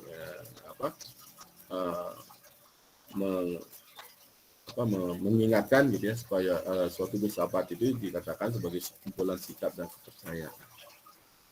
Nah, ini biasanya diterima secara tidak kritis, itu beliau menyebutkan. Harapannya adalah supaya kita tetap kritis. Kemudian filsafat sebagai suatu aktivitas, nah ini yang saya sebutkan tadi. Bagaimana Bapak Ibu mampu berpikir, ya karena filsafat saya samakan dengan berpikir. Nah, di sini dikatakan filsafat sebagai suatu aktivitas. Mengapa? Karena sebagai suatu proses berpikir, memperoleh jawaban dari berbagai problem. Nah, ini pasti akan melalui suatu penelitian. Kenapa? Karena Bapak Ibu pasti dalam membuat penelitian menggunakan hipotesis. Ya. Hipotesis itu suatu dugaan itu benar atau tidak. Ya. H0 ditolak atau H1 diterima, kan itu nanti konsepnya di metodologi. Nah, itu akan bisa dilihat untuk menjawab permasalahan yang ada. Sehingga dengan demikian pasti selalu diawali dengan rumusan masalah, kemudian baru berhipotesis. Terjawab enggak rumusan masalah itu, kita duga terlebih dahulu, buktikan dugaan itu, ya, kemudian analisis dengan statistik, berarti problem terpecahkan melalui jawaban terhadap hipotesis tadi. Pas 1 diterima, ternyata ada perbedaan secara signifikan gitu ya, berarti sudah terjawab gitu. Apa yang Bapak Ibu teliti itu sudah menunjukkan kebenarannya. Sehingga ada suatu hal yang ditemukan sebagai novelty atau temuan baru. Kemudian Titus dan kawan-kawan itu menyebutkan seperti ini, gitu ya. Jadi filsafat suatu proses kritik, filsafat sebagai analisis logis, kemudian filsafat sebagai usaha memperoleh gambaran keseluruhan. Kemudian 4 proses berfilsafat. Nah, di sini ada berlogika, berpikir sistematis, berpikir radikal, berpikir universal. Nah, inilah yang saya gunakan untuk mempertanyakan kepada Bapak Ibu, khusus yang di Bali ya, mungkin di tempat lain ada jenis yang lain untuk mengenai ilmu layak itu. Jadi, gimana Bapak Ibu berlogika, bagaimana berpikir sistematis, berpikir radikal, dan berpikir universal. Tentang topik yang tentang kasus yang saya sebutkan tadi. Benar tak ilmu layak itu ada? Benar tak itu sebagai suatu ilmu? Filsafatnya apa? Ini mudah-mudahan teman-teman di Bali bisa menjelaskan gitu ya. Nah, sering kita dengar gitu. Oh, jangan di sana, nanti di sana ada layaknya gitu, atau black magic-nya gitu. Oh, dia sakit karena kena black magic. Oh, dia sakit karena diserang oleh leak gitu. Nah, ini apa? Saya pernah diskusi dengan teman sejarah gitu, kalau mungkin ada teman di Undiksa ya, Pak Pagah ini juga dia seorang dokter di sejarah, juga sangat getol untuk menekuni masalah hal yang seperti ini. Saya sering diskusi dengan dia. Silakan kalau ada yang berpendapat. Apa sih filsafat dari ilmu liak tersebut gitu ya, dengan 4 proses berfilsafat ini? Gunakan logika, gunakan berpikir sistematis, atau Bapak itu berpikir radikal, atau universal. Nah, nanti akan terlihat dari pendapat kita. Silakan ada yang silakan berarti ya, Devi Stana. Silakan. Baik, Prof, terima kasih. Kalau persoalan misalnya ada budaya seperti leak ya. Kalau saya sih memahami begini, Prof. Sebetulnya itu adalah merupakan nilai-nilai leluhur yang sebetulnya mau diwariskan ke turunannya untuk menjaga sesuatu tempat supaya tempat itu terjaga keasliannya. Karena dalam pengalaman saya yang saya lihat juga di dalam budaya-budaya masyarakat lain, biasanya tempat-tempat misalnya di situ ada mata air, ya. Nah, karena itu adalah merupakan sumber kehidupan karena mata air, orang ambil air minum di sana, biasanya juga ada cerita-cerita seperti itu yang sengaja orang tua sampaikan supaya di tempat itu tidak dikotori sebetulnya. Jadi sebetulnya bagi saya sih melihat jika misalnya ada cerita tentang persoalan leak ini, sebetulnya kalau saya sih lebih memahaminya sebagai sesuatu yang untuk menjaga kelestarian lingkungan dan ya untuk menjaga kehidupan kita supaya berkelanjutan. Demikian Prof dari saya. Oke. Jadi sudah memunculkan THK-nya di situ ya. Ternyata di ilmu leak itu ada THK-nya gitu. Ada mungkin yang lainnya Bapak Ibu yang berpendapat? Ya silakan Pak Yosef. Silakan. Ini justru teman-teman dari luar ini yang harusnya yang di Bali ini pasti punya pandangan tertentu. Selamat malam Prof, ini saya sebenarnya mau bertanya Prof. Bertanya, ya silakan. Berkaitan dengan Trihita Karana ini saya tuh senang karena bicara mengenai keharmonisan baik dengan Tuhan, alam, lingkungan maupun dengan manusia. Indikator yang terjadi ketika terjadi keharmonisan itu kan ada rasa syukur, bahagia. Saya dari tadi terus menyimak pemaparan dari Prof. Stajaya ini, materi ini bagus sekali dipandang dari sudut filsafat dan seterusnya. Cuman muncul sebuah pertanyaan Prof. dari dua kata yang saya ingin diberi penjelasan, kayak bersyukur. Nah, orang akan selalu orang bersyukur, orang kalau hidupnya penuh dengan keharmonisan, maka dari mulutnya akan terucap ucapan syukur. Itu kapan saat bersyukur gitu, Prof? Yang pertama. Yang kedua berbahagia. Batasan bahagia itu gimana? Apakah itu ada definisinya atau masing-masing kita berbeda mendefinisikannya? Kalau merujuk kepada pendapat Aristoteles, seorang yang sudah banyak tahu misalnya Prof ya, bisa saja orang itu merasa bahagia. Gitu. Orang lain nggak tahu, saya tahu. Orang lain nggak tahu berarti kan dia nggak bahagia. Tapi karena saya ini punya banyak pengetahuan, maka saya bahagia. Apakah seperti itu, Prof? Atau bagaimana? Saya mohon penjelasan makna bersyukur dan berbahagia ini dalam konteks keharmonisan dalam hubungan terkait Trihita Karana. Demikian, Prof. Baik ya, Pak Joseph ya. Ini saya kebetulan ini bawa kalendernya Pak Bambang Kedirawi gitu ya. Mungkin Bapak Ibu yang di Bali kalau di rumah itu ada di sudut kanan bawah. Beliau menyatakan di sini, bukan bahagia yang menjadikan kita bersyukur, begitu beliau tulis, tetapi dengan bersyukur akan menjadikan hidup kita bahagia. Itu saya lihat sangat luas sekali pemahamannya. Silakan Pak Yosef memahami itu. Bahagia tidak harus mewah, melainkan berasal dari hati yang sederhana. Nah itu maknanya apa? Kita menyederhanakan sesuatu, gitu. Baru kita bisa bersyukur. Gitu. Kalau tidak selalu kita ingin sesuatu yang wah, yang mewah, yang lebih, tidak pernah merasa cukup, sejahtera tidak. Setelah kita merasa cukup, karena kita stop sampai di situ dengan kita menyederhanakan, akhirnya akan muncul kebahagiaan. Mengapa? Karena rasa syukur baru muncul ketika kita merasa berkecukupan.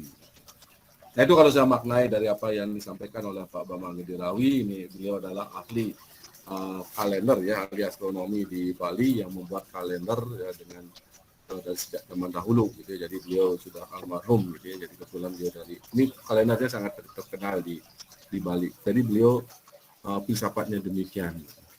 Nah sehingga itu akan berpulang kembali pada masing-masing orang gitu. Jadi bukan dengan dia hidup mewah, hidup berlebih, nah itu, tapi dia hidup berkecukupan dengan konsep sederhana dia akan menyatakan bahwa dirinya bersyukur. Nah, baru muncul kebahagiaan. Nah, sehingga kalau kita masih terus merasa kurang, ya terus saja tidak akan pernah bersyukur gitu. Itu yang saya mungkin sampaikan, ya. Itu maknanya silakan dari masing-masing gitu kan. Karena saya sering itu menyatakan kenapa kok kita harus hidup mewah kalau kita memang dengan sederhana sudah kita bersyukur. Karena memang itu suatu hal yang memang mudah dibicarakan, tapi sulitnya bukan main. Nah, orang lain lah yang sering menilai gitu. Wah, padahal dia sudah jabatannya begini, pangkatnya begini, kok masih sesederhana itu gitu. Nah, saya sering di ini oleh masyarakat. Saya baru lihat di sini aja profesor yang kemana-mana hanya bawa motor gitu, saya tak bisa nyetir gitu ya. Ya itu sebagai suatu, kalau tempat lain kan mungkin ya harus gitu dengan yang mewah gitu. Kalau profesor harus pakai mobil kan gitu. Nah itu kalau kita sederhanakan, kita syukuri saja. Bahkan sampai sempat saya dibeginikan oleh mahasiswa S1 gitu ya. Saya ditanya gitu, Prof, kenapa kok Prof tidak beli mobil gitu? Kenapa selalu bawa motor? Motornya juga tidak motor kelas bagus gitu ya. Jadi waktu itu saya membawa motor Grand gitu ya, Honda Grand itu ya. Ketika kemah itu mahasiswa, saya bilang, karena pola pikir saya sederhana. Dengan begini kan saya sampai di mana-mana gitu. Apa dijawab oleh mahasiswa? Paling Prof hanya menghibur diri gitu. Berarti nyatanya kan saya tidak mampu untuk beli kan gitu, artinya itu pendapat mereka. Oh ya, memang juga seperti itu gitu. Ini kenyataan gitu, pernah itu ada mahasiswa yang menanyakan demikian, mahasiswa S1 bukan mahasiswa S2 S3.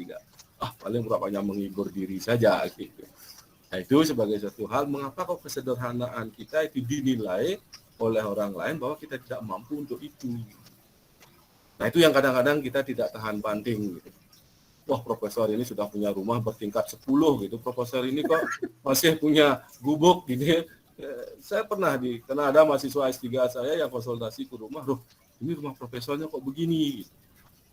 Nah, itu sebagai suatu hal yang mungkin karena saya dibelajarkan oleh beliau-beliau yang menjadi senior saya dulu, kalau di biologi itu ya, yang dengan kesederhanaannya sangat saya kagumi, itu adalah Prof. Nyoman Tirta gitu.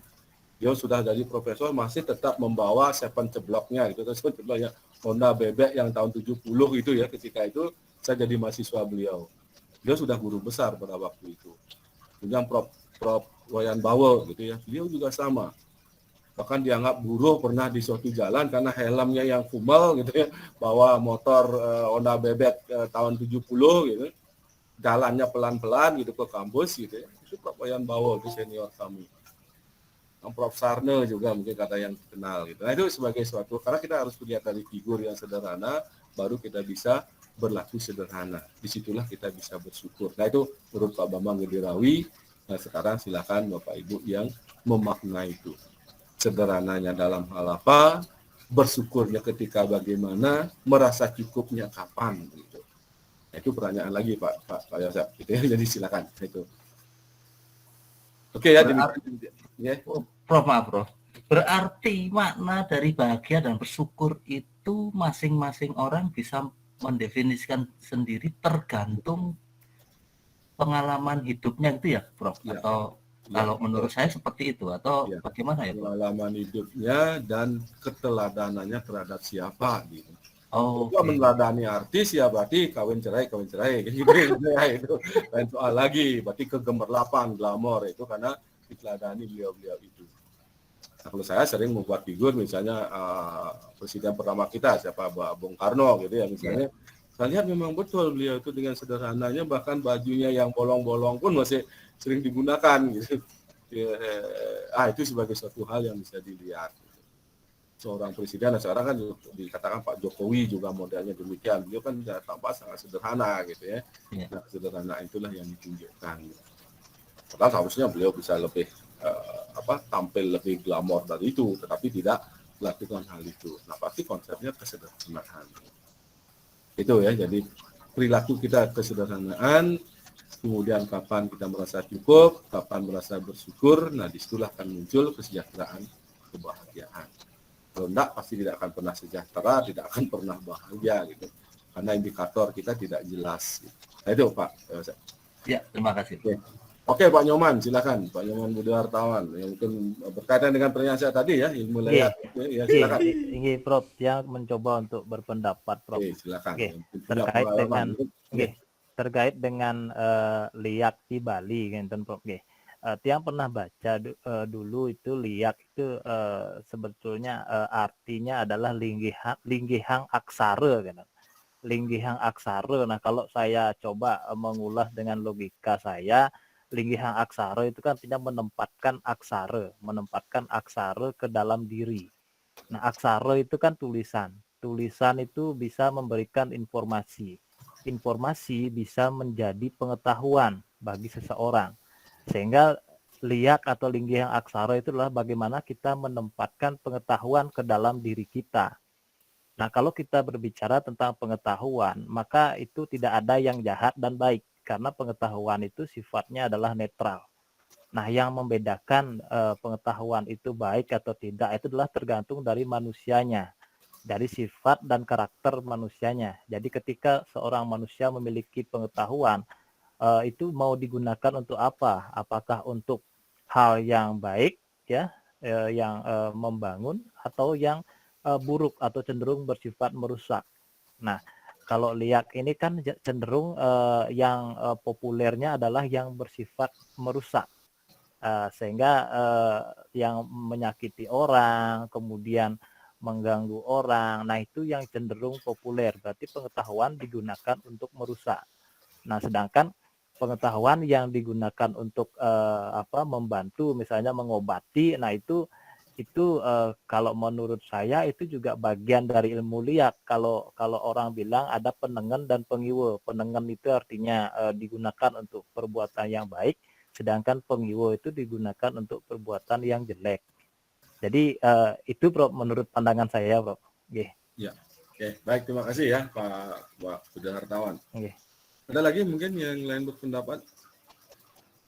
Baik ya, kalau memang ya jadi benar ya yang disampaikan tadi oleh beliau bahwa kalau itu liak gitu ya, li sama aksara itu linggihang aksara, betul. Di Bali disebut dengan liak putih gitu. Itu dikatakan, saya cuma pernah konsultasi dengan Pak Dr. Wayan Pageh ya, beliau katakan seperti itu. Kalau kita membenargunakan aksara itu akan jadi bermanfaat bagi tubuh kita. Salah satunya adalah untuk memperpanjang umur, untuk membuat orang awet muda. Nah, itu yang yang ditemukan oleh Prof. Adi Putra. Tapi kalau dia LEAK gitu atau leak gitu ya, atau seperti filmnya leak ngaka itu ya, itu adalah lempasan aksara begitu. Jadi penyalahgunaan aksaranya. Nah, itu dikatakan akan memunculkan ongkara sungsang gitu. Kalau yang tadi ongkara ngadet gitu. Nah, itu ada liak putih, ada liak hitam gitu ya, itu ilmu hitam. Nah, sehingga masuklah di LEAK gitu ya, leaknya. Nah, itu yang lempasan yang disebut oleh Pak Budo tadi. Nah, itu ternyata penyebabnya. Nah, sehingga kalau kita mampu untuk linggihang aksara dan dengan benar membenargunakan aksara itu, ternyata sangat bagus bagi tubuh kita. Nah, sehingga dari hasil penelusuran atau penelitiannya Prof. Adi Putra gitu, pernah ditemukan ada orang yang sudah berusia 200 tahun tapi tampak di masyarakat seperti umur 50 tahun dan sampai saat ini katanya masih hidup. Katanya, karena saya tidak menemukan gitu ya. Dia bahkan sampai tunjukkan ini fotonya gitu. So, ada yang kenal sama Prof. Adi Putra, beliau ada di bagian faal di Fakultas Kedokteran gitu ya, sedang getol meneliti tentang hal itu. Dan beliau sekarang jadi dalang gitu. Jadi beliau menjadi dalang wayang gitu dan mempelajari hal-hal yang lokal yang seperti yang saya sebutkan tadi. Jadi benar ya, sehingga kita berlogika, berpikir sistematis, berpikir radikal dan berpikir universal. Jangan ujuk-ujuk menyalahkan gitu. Wah, itu salah, itu black magic gitu. Padahal ada yang white magic-nya gitu. Ada yang liak, ada yang leak gitu, linggihang aksara atau lempasan aksara. Gitu. Membenargunakan aksara atau menyalahgunakan aksara. Nah, itu filsafatnya gitu. Baik, terima kasih Pak Nyoman sudah memberikan jawaban tadi. Tanya, ya. Berarti aksara yang dimaksud tadi itu pengetahuan gitu ya? Iya, pengetahuan gitu ya. Jadi pengetahuan. Jadi pengetahuan kalau salah terpakai juga bisa menjadi sesuatu yang buruk gitu berarti Prof. Nah, sama seperti saat ini ya. Mungkin Bapak Ibu pernah menonton tari Janger gitu ya. Jadi juga pernah saya bahas gitu. Apa sih makna Janger gitu? Ada jang dan ada nger gitu. Nger itu adalah ilmu pengetahuan. Jang itu menempatkan gitu. Nah, sehingga bukan yangi, yanger itu yang benar, jangi, janger gitu ya, jang gitu ya. Jang itu menempatkan, nger itu pengetahuan. Jadi kalau kita tempatkan dengan baik, nah coba cermati lagu-lagunya, pasti itu mengarah ke sana.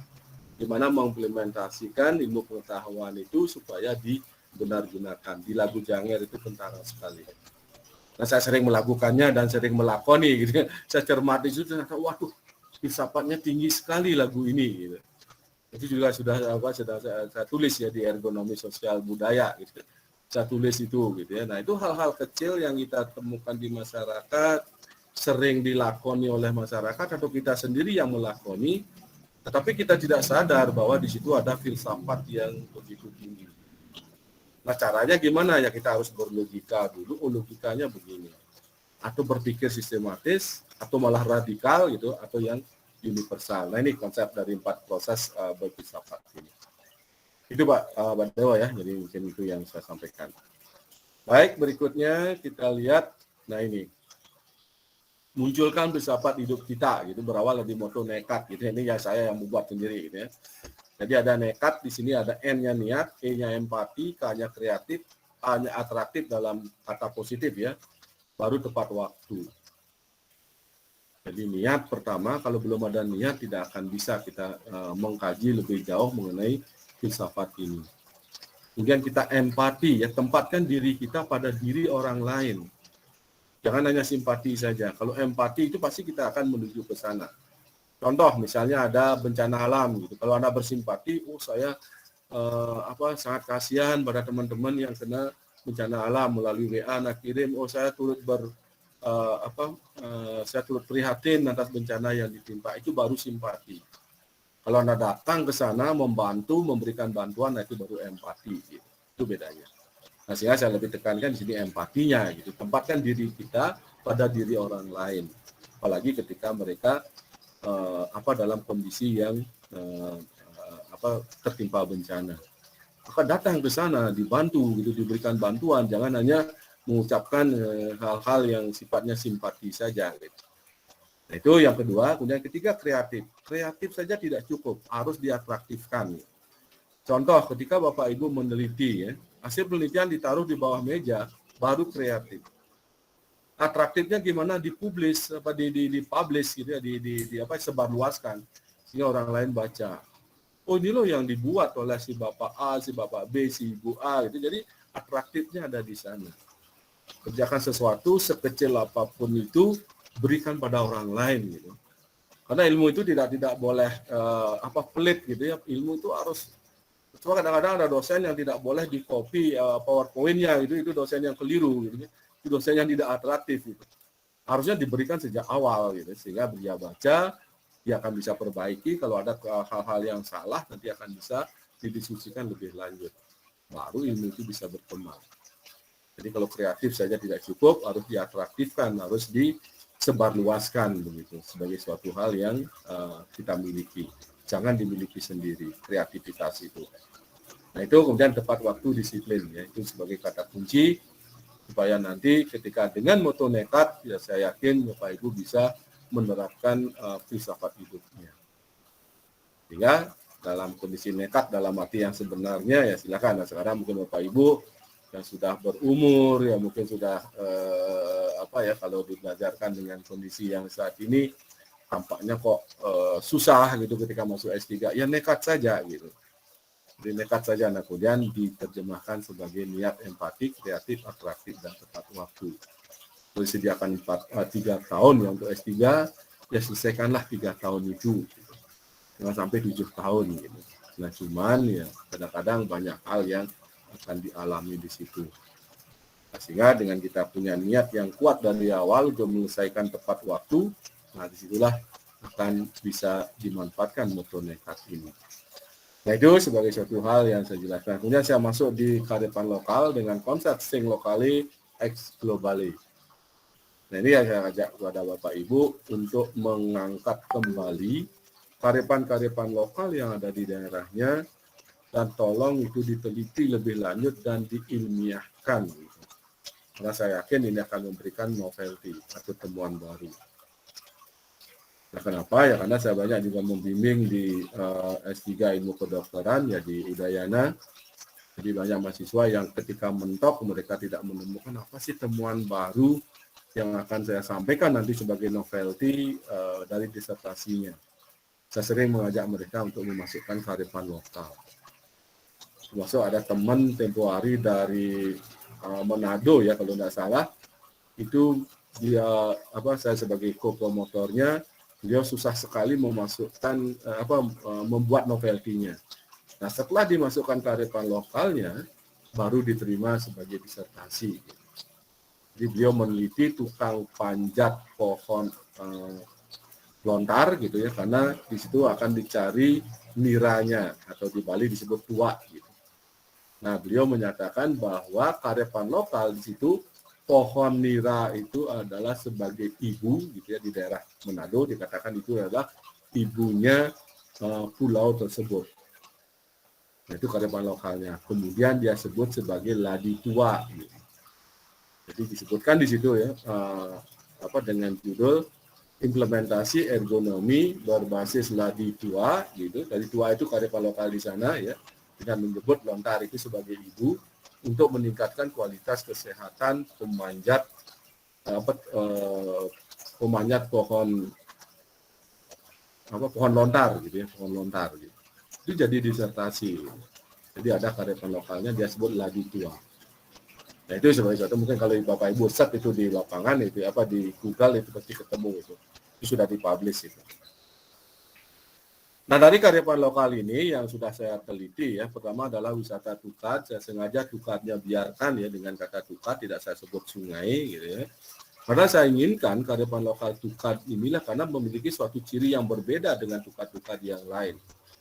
Kalau saya sebut sungai secara umum karena sungai di Bali yang disebut tukat ini berbeda gitu karena ada upacaranya. Karena tukat itu juga banyak hal yang bisa diteliti di situ, banyak hal yang bisa diangkat dari kondisi tukat yang ada. Nah, saya sebutkan berorientasi teknologi tepat guna karena memang selalu penelitian itu diarahkan ke sana.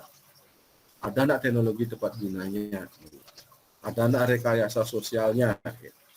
Nah, kalau itu kita bisa yakinkan kepada reviewer ya untuk mengkaji apa yang kita teliti. Nah, buktinya ini bisa menghasilkan suatu penelitian. Nah, itu sebagai suatu hal yang bisa dilihat. Karena ilmu saya ergonomi ya, jadi kesehatan kerja selalu saya kaitkan dengan kesehatan kerja gitu. Walaupun ini wisatanya ada wisata tukat. Jadi bagaimana mengelola tukat yang ada di Bali dengan salah satu cara untuk memberikan punishment adalah dengan cara mencaru gitu ya kalau mereka membuang sampah ke tukat gitu, atau ke sungai kalau saya terjemahkan.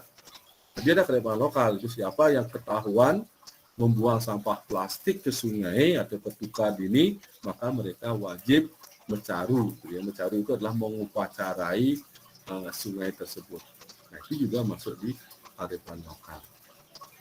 Kemudian yang pernah juga saya teliti wisata rurung gitu. Saya sebut rurung bukan gang gitu ya.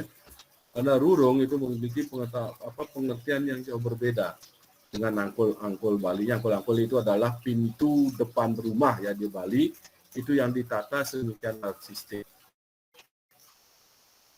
Kalau Pak Ibu lihat wisata rurung itu seringnya saya contohkan yang ada di Penglipuran. Itu salah satu contoh wisata rurung. Dan wisata rurung ini saya juga dapat hak cipta gitu ya. Jadi saya sebut wisata rurung, saya jelaskan apa konsep dasarnya, kemudian saya coba daftarkan di hak cipta dan bisa. Jadi wisata rurung berbasis teknologi tepat guna itu yang saya pernah daftarkan sebagai salah satu hak cipta. Itu sebagai suatu hal yang bisa kita angkat dari rurungnya. Jangan menggunakan gang gitu ya, karena gang itu berbeda. Apalagi gang kelinci lain lagi gitu, karena ada lagu tentang gang kelinci lain lagi. Rurung di Bali itu banyak sekali upacaranya. Ya, ketika orang tidak boleh masuk rurung ketika sandikala gitu itu mengapa gitu ya, itu perlu dikaji juga. Nah, itu sebagai suatu hal ya, kecuali di Buleleng gitu ya, jalan raya disebut rurung gitu ya. Kalau di Bali Selatan rurung itu adalah ketika sudah masuk dari jalan utama. Jadi di Jawa tempat lain mungkin disebut gang gitu. Ya, atau lin gitu ya, jadi lin gitu kalau ini Inggrisnya. Jadi di Bali saya tetap gunakan kata rurung. Nah, kemudian yang belum saya berhasil untuk melakukan ini adalah wisata alam gaib ini ya. Saya pernah presentasikan di suatu tempat ketika di suatu pertemuan gitu ya, ditertawakan gitu oleh peserta gitu. Nah, dianggap ini kalau Balinya ngai-ngai gitu ya, ngai-ngai itu mengada-ada gitu ya.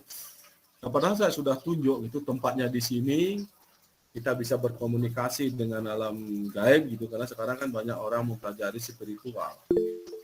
Nah, dialah yang saya harapkan jadi guidance-nya gitu. Nah, ternyata ditolak mentah-mentah gitu. Nah, akhirnya gimana? Nah, setelah ini saya tawarkan tahun 2011 ya, 2011.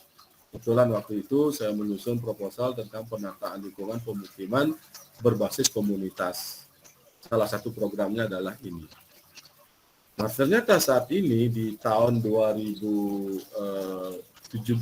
ini ke atas banyak yang mengangkat ini, ada yang menyebut wisata spiritual, ada yang menyebut wisata misteri gitu. Kalau di Bandung itu bekas tempat penjaranya Belanda itu ya, dia gunakan sebagai wisata misteri. Di Bali saya mau ngangkat sebagai wisata alam gaib gitu, sesuai dengan buku yang dibuat oleh Prof. Adi Putra. Kenapa? Karena banyak alam gaib yang ada di Bali yang bisa dibuktikan. Contoh misalnya Wong Samar gitu ya. Kenapa saya berani sebut itu? Karena pernah melihat gitu. Lihat tampaknya persis seperti orang, tapi ketika kita pandang dia hilang gitu. Entah kemana hilangnya gitu. Mungkin dia ingin menunjukkan diri bahwa beliau itu ada gitu. Nah, sehingga saya tunjuk di tempat itu gitu ya. Coba dibuat wisata gaib di tempat yang saya tunjuk itu, karena pernah atau banyak orang yang pernah menyaksikan di situ ada Wong Samarnya. Sehingga orang bisa berkomunikasi dengan beliau-beliau itu. Gitu. Dan ini akan menjadi suatu hal yang menarik sesungguhnya. Nah, itu ditolak oleh desa setempat. Nah, akhirnya datang orang India. Nah, sekarang beliaulah yang mendirikan yoga ban di situ gitu. Kalau ada Bapak Ibu yang dari datang ke Pelihatan gitu ya, mungkin atau di search di Google di mana sih tempat yoga ban yang ada di desa Pelihatan gitu, di desa saya sendiri. Nah, itulah yang saya pernah tunjuk. Ternyata orang India tahu bahwa di situ ada alam gaibnya. Nah, sekarang kita jadi penonton. Kita jadi codet jadinya, itu yang mengumang-umangi codet ya sebut tadi gitu ya. Jadi penonton di rumah sendiri gitu. Padahal saya sudah tunjukkan bahwa itu berpotensi untuk dikembangkan. Nah, akhirnya orang luar yang memanfaatkan itu, bahkan dari India yang mendirikan dan banyak pengikutnya. Gitu. Nah, itu sebagai suatu hal yang bisa diangkat ya, mungkin di tempat Bapak Ibu ada. Kemudian ini yang sedang saya kerjakan, 2019 saya dapat dana penelitian ya mengenai Tridatu ini. Ya lumayan banyak ya, lebih dari 200-an juta gitu. Padahal konsepnya hanya sederhana. Bersumber dari gelang yang kita gunakan. Saya ceritakan mengapa orang Bali memiliki gelang tersebut dengan 3 warna gitu ya. Dan 3 warna itu saya coba globalkan itu dengan menyatakan kalau mencipta itu how to create, memelihara itu how to maintain, kemudian di suara itu sebagai how to change-nya. Di how to change-nya di situ harus ada bersifat perubahan-perubahan yang bisa dilakukan gitu, bukan meleburnya yang diutamakan, tapi bagaimana kita mengubah how to change-nya. Nah, dengan ketiga hal itu jadi bisa diglobalkan. Gitu. Padahal lokalnya adalah yang benang Tridatu yang biasanya digunakan untuk digelangkan ketika kita makuran kemana, gitu. Masih diberikan gelang dengan 3 warna itu. Nah, itulah saya renungkan, saya buat logikakan dalam bentuk filsafat gitu. Mengapa kok saya harus pakai gelang itu gitu ya? Nah, setelah itu saya maknai dan syukur itu dapat dana tahun 2019. Nah, sekarang saya di 2021 dapat PKN ya. Sama juga judulnya Tridatu berbasis teknologi tepat guna gitu ya. Dan itu sedang saya publish di jurnal Scopusnya itu. Baru accepted ya, belum terbit gitu, baru diterima karena saya belum bayar gitu ya, karena pembayarannya cukup banyak juga. Gitu. Nah, itu kalau sudah dibayar ya pasti nanti akan diterbitkan gitu, karena sudah dilakukan review dan sudah di accepted. Gitu. Nah, itu tentang Tridatu. Dan yang terakhir saya sedang gali juga ya itu hal-hal yang berkaitan dengan saya sebut pancagita ya. Jadi ada 5 gita, gita itu nyanyian. Tetapi di sini saya sebutkan sebagai akronim dari gigih tangani.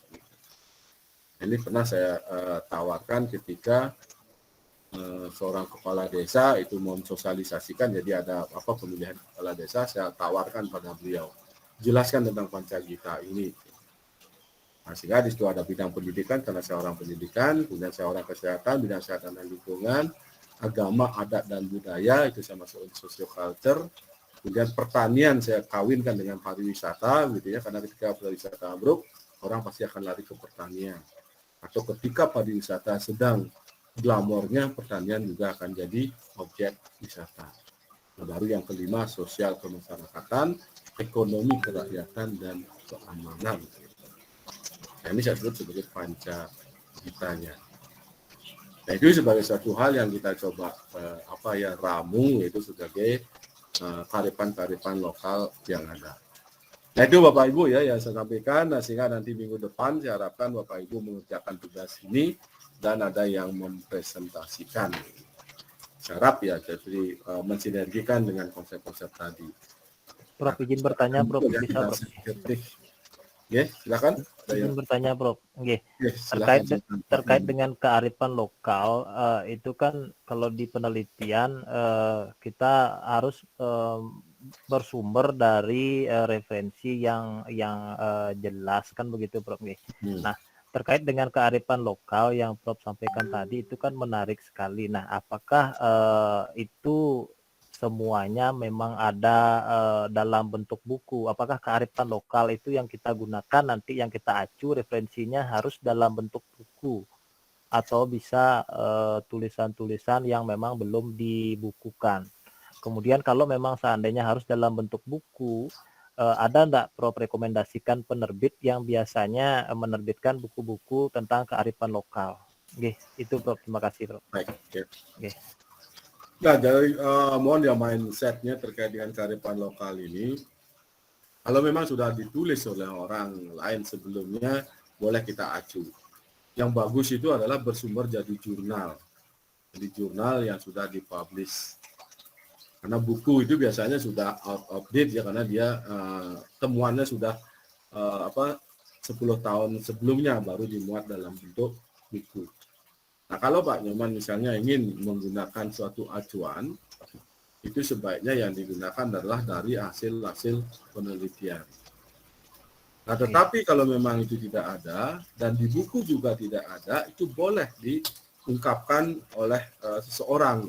Jadi Bapak Ibu yang mengobservasi di lapangan, menerjemahkannya, kemudian mengkajinya, kemudian mensintesisnya. Itu boleh gitu.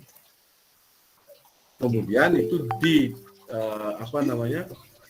ditunjang oleh literatur-literatur yang walaupun belum keterkaitannya tidak begitu tinggi gitu, tapi kita coba sinergikan gitu. Jadi tadi kan di Tridatu itu kan ada mengenai how to change, how to create, how to maintain kan. Itu saya tulis sendiri gitu, saya publish. Nah, kemudian setelah dipublish entah di koran atau di mana, itu akan boleh diacu. Kita sendiri boleh mengacunya, yang penting kita pernah publish. Gitu. Nah, itu kalau mau ditulis di buku, kita boleh sebebasnya menulisnya di sana. Kita publish, setelah kita publish, akan dibaca banyak orang. Gitu. Akhirnya tidak ada penggugatan, nah berarti itu diterima itu oleh masyarakat. Nah, boleh kita acu. Nah, kita mengacu buku kita sendiri gitu. Nah, itu suatu hal kalau memang tertarik pada kearifan lokal ini. Kalau dicari bukunya mungkin tidak ada, kalau lontarnya mungkin iya gitu. Saya tidak bisa baca lontar gitu. Tapi saya sering menggunakan cara berlogika. Cara logikakan dulu apa-apa yang ingin saya jelaskan, kemudian saya publish gitu ya. Setelah dipublish saya balik dengan bentuk artikel atau seminar apapun itu, di situ tanpa acuan gitu. Saya tulis saja seperti itu. Jadi yang saya sebutkan Made Ceni ini sekarang sudah jadi acuan gitu, karena saya sudah tulis di orasi ilmiah. Kemudian saya pernah presentasikan tahun 2013 ya kalau tidak salah, itu di Universitas Kristen Maranatha itu di Bandung. Itu ada proceedingnya. Nah, boleh di situ diambil. Gitu. Apalagi yang sudah masuk di jurnal Scopus itu misalnya. Jadi saya ada di jurnal Scopus mengenai Trihita Karana untuk tari kecak gitu ya. Itu tanpa literatur itu saya waktu itu menjelaskannya tentang THK dan tari kecaknya. Saya kait-kaitkan di situ, saya logikakan, nah kemudian saya publish. Nah, cuman nanti yang digunakan sebagai penunjang adalah teori-teori yang bisa kita acu dari jurnal. Tidak mesti harus menukik ke THK-nya, menukik ke hal yang lain, tapi ada yang bersinggungan atau bersentuhan gitu. Boleh, nah, karena di situ kita harus buat parafrasenya, sintesisnya. Itu berdasarkan atas acuan yang ada. Itu caranya. Prof, tadi menarik Prof yang Prof sampaikan itu bagaimana kearifan lokal itu dilogikakan. Nah, mungkin nanti minggu depan atau kapan dicontohkan Prof bagaimana strategi kita menlogikakan sebuah kearifan lokal gitu Prof. Baik. Prof. Ya, mungkin nanti yang coba kirim ya yang punya artikel yaitu tentang Nyangling ya untuk sumber daya air, kemudian Tridatu yang berkaitan dengan teknologi tepat guna. Nanti coba share ya sebagai salah satu contoh dan termasuk yang ITHK kemarin kan sudah saya kirim ya. Lagi dua ya, nanti sebagai bahan bacaan itu tadi bisa Bapak Ibu baca di situ. Saya pasti mengacunya berdasarkan atas apa yang saya tulis sebelumnya. Tidak ada acuan dari yang lainnya. Ini Pak Panjungan. Sudah mau Prof. Silakan Pak Agus Warya ya, ini ada yang raise hand, yang angkat tangan. Terima kasih Prof. Yang melihat fenomena yang sekarang terjadi sebenarnya mengawali, di mana anak-anak remaja itu kurang menghargai budayanya sendiri. Itu sangat terlihat sekali dalam digitalisasi sekarang seperti TikTok dan lain sebagainya. Nah, apakah mungkin sebenarnya kita salah di sumber, yaitu di anak di usia dininya? Nah, yang saya tanyakan, ketika saya melihat dari kurikulum anak usia dini, terutama anak TK, filsafat-filsafat kearifan lokal masyarakat Bali ini kurang disampaikan di kurikulumnya. Itu apa sebenarnya yang mendasari, Prof? Kok bisa tidak muncul hal-hal semacam itu khususnya di Ngiring Melajah Bahasa Bali topiknya. Tapi tidak ada kearifan yang muncul. Lagunya pun lagu yang mengesankan bukan lagu yang dulu diajarkan ke kita. Kayak Ratu Anom itu tidak ada. Atau Bibi Anu gitu juga tidak ada di kurikulum. Nah, itu pertanyaan pertama, Prof.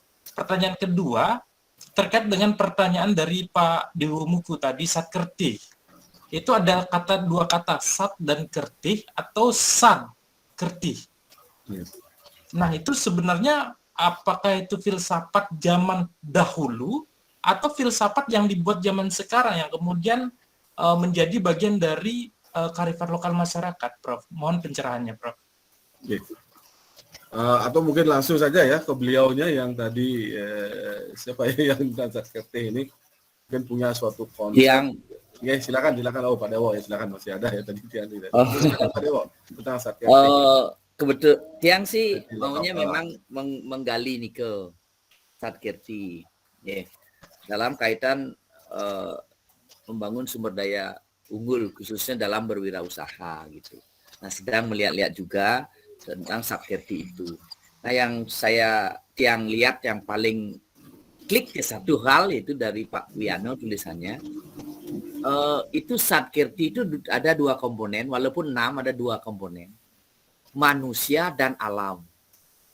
Nah, manusia dan alam. Manusia itu jadi 3. Ada Jagat Kerti, Atmo Kerti, dan Jano Kerti. Ya, kemudian kalau yang alam itu ada Samudra Kerti, Danu Kerti, sama hutan, Wana Kerti.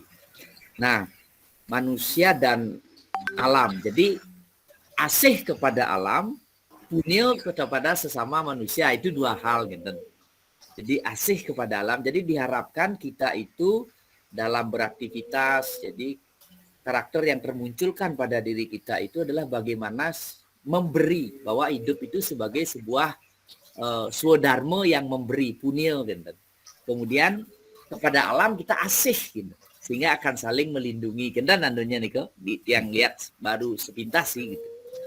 Atau mungkin disampaikan minggu depan ya Pak Dewo ya. Kalau mungkin mungkin rencana dengan pola pikir yang disebutkan tadi gitu yang menisatkan ini dengan dua hal karena ini memang sangat-sangat kentara sekali ke THK-nya itu Trihita Karananya ya, apa yang disampaikan. Karena itu juga konsep yang dilaksanakan ketika kita di Bali pada saat ini gitu ya. Dari kemarin juga Pesta Kesenian Bali mengacu hal itu gitu ya.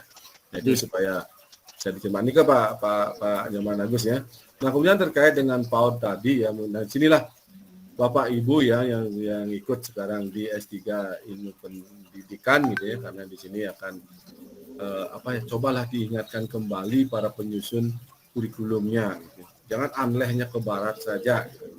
Karena kita seringnya ke sana gitu ya, anlehnya wah ini bahkan kita sering kebablasan di situ. Atau mungkin penyusun kurikulumnya yang tidak tidak sadar gitu bahwa dia membelajarkan sesuatu yang keliru pada awalnya. Terus sejak dini, karena pada kegiatan pendidikan anak usia dini itu kan sedang menyerapnya. Nah itu yang mungkin perlu ditekankan. Gitu. Karena saya baca juga ada beberapa itu yang sangat nyeleneh gitu ya. Tempo hari kan ada yang sampai diperdebatkan ya, bahasa Bali itu ya. Dan dengan ada kata-kata pornonya itu kan ya, mungkin Bapak Ibu pernah lihat itu, saya sampai dikirimi oleh teman, masa bahasa Balinya begini disebutkan gitu. Nah itu sebagai suatu hal ya, apa maksud mereka gitu. Nah itu Bapak tidak enak menyampaikannya di sini gitu. Ada suatu hal yang sepatutnya tidak boleh didengar oleh anak kalau kita salah di dalam menyampaikan hal itu. Mungkin dia maunya menyampaikan organ reproduksi gitu, tapi kan cara menyampaikannya keliru gitu ya. Karena kita di Bali sudah ada itu hal-hal yang sangat halus menyampaikannya.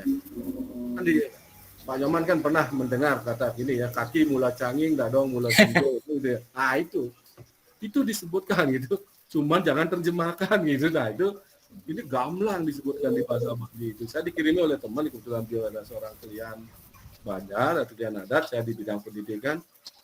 Oh begini bahasa Balinya sekarang gitu. Nah itu. Mungkin sudah dihapus itu, tidak tahu saya itu kelangsungannya. Itu ada buku yang menyebutkan model demikian. Gitu. Padahal di Bali sudah diselubungi gitu kalau mau belajar tentang alat reproduksi gitu ya. Jadi saya sebut tadi kaki mula canging dan mula sentul itu Pak Dewo sudah tertawa itu, padahal sudah tahu apa kelanjutannya. Gitu. Nah itu Pak Nyoman yang mungkin yang bisa sampaikan. Baik ya Bapak Ibu yang saya hormati, ini sudah pukul 11 ya, jadi sudah cukup larut malam ya, saya tidak akan mengikat waktu Bapak Ibu lagi. Nah nanti pada minggu depan kita coba kemas gitu ya, kearifan lokal yang terkait THK ini, yang Bapak Ibu tolong padukan dengan bidang ilmunya masing-masing, dan kita coba kemas menjadi suatu judul penelitian yang berjenis eksperimental gitu. Nah kita coba diskusikan nanti kemana diarahkan, sehingga betul-betul nanti terlihat gambaran ya paling tidak sampai di hipotesis penelitiannya. Nah, sehingga saya harapkan apa-apa yang sudah disampaikan dalam mata kuliah THK ini terbayang Bapak Ibu apa yang bisa diteliti. Nanti yang kalau dia satu mengajarkan pasti selalu mengarahkan kepada implementasi dari ilmu itu, sehingga nanti ini lo layak diteliti, ini lo layak diteliti, dan itu sangat-sangat diapresiasi oleh mahasiswa.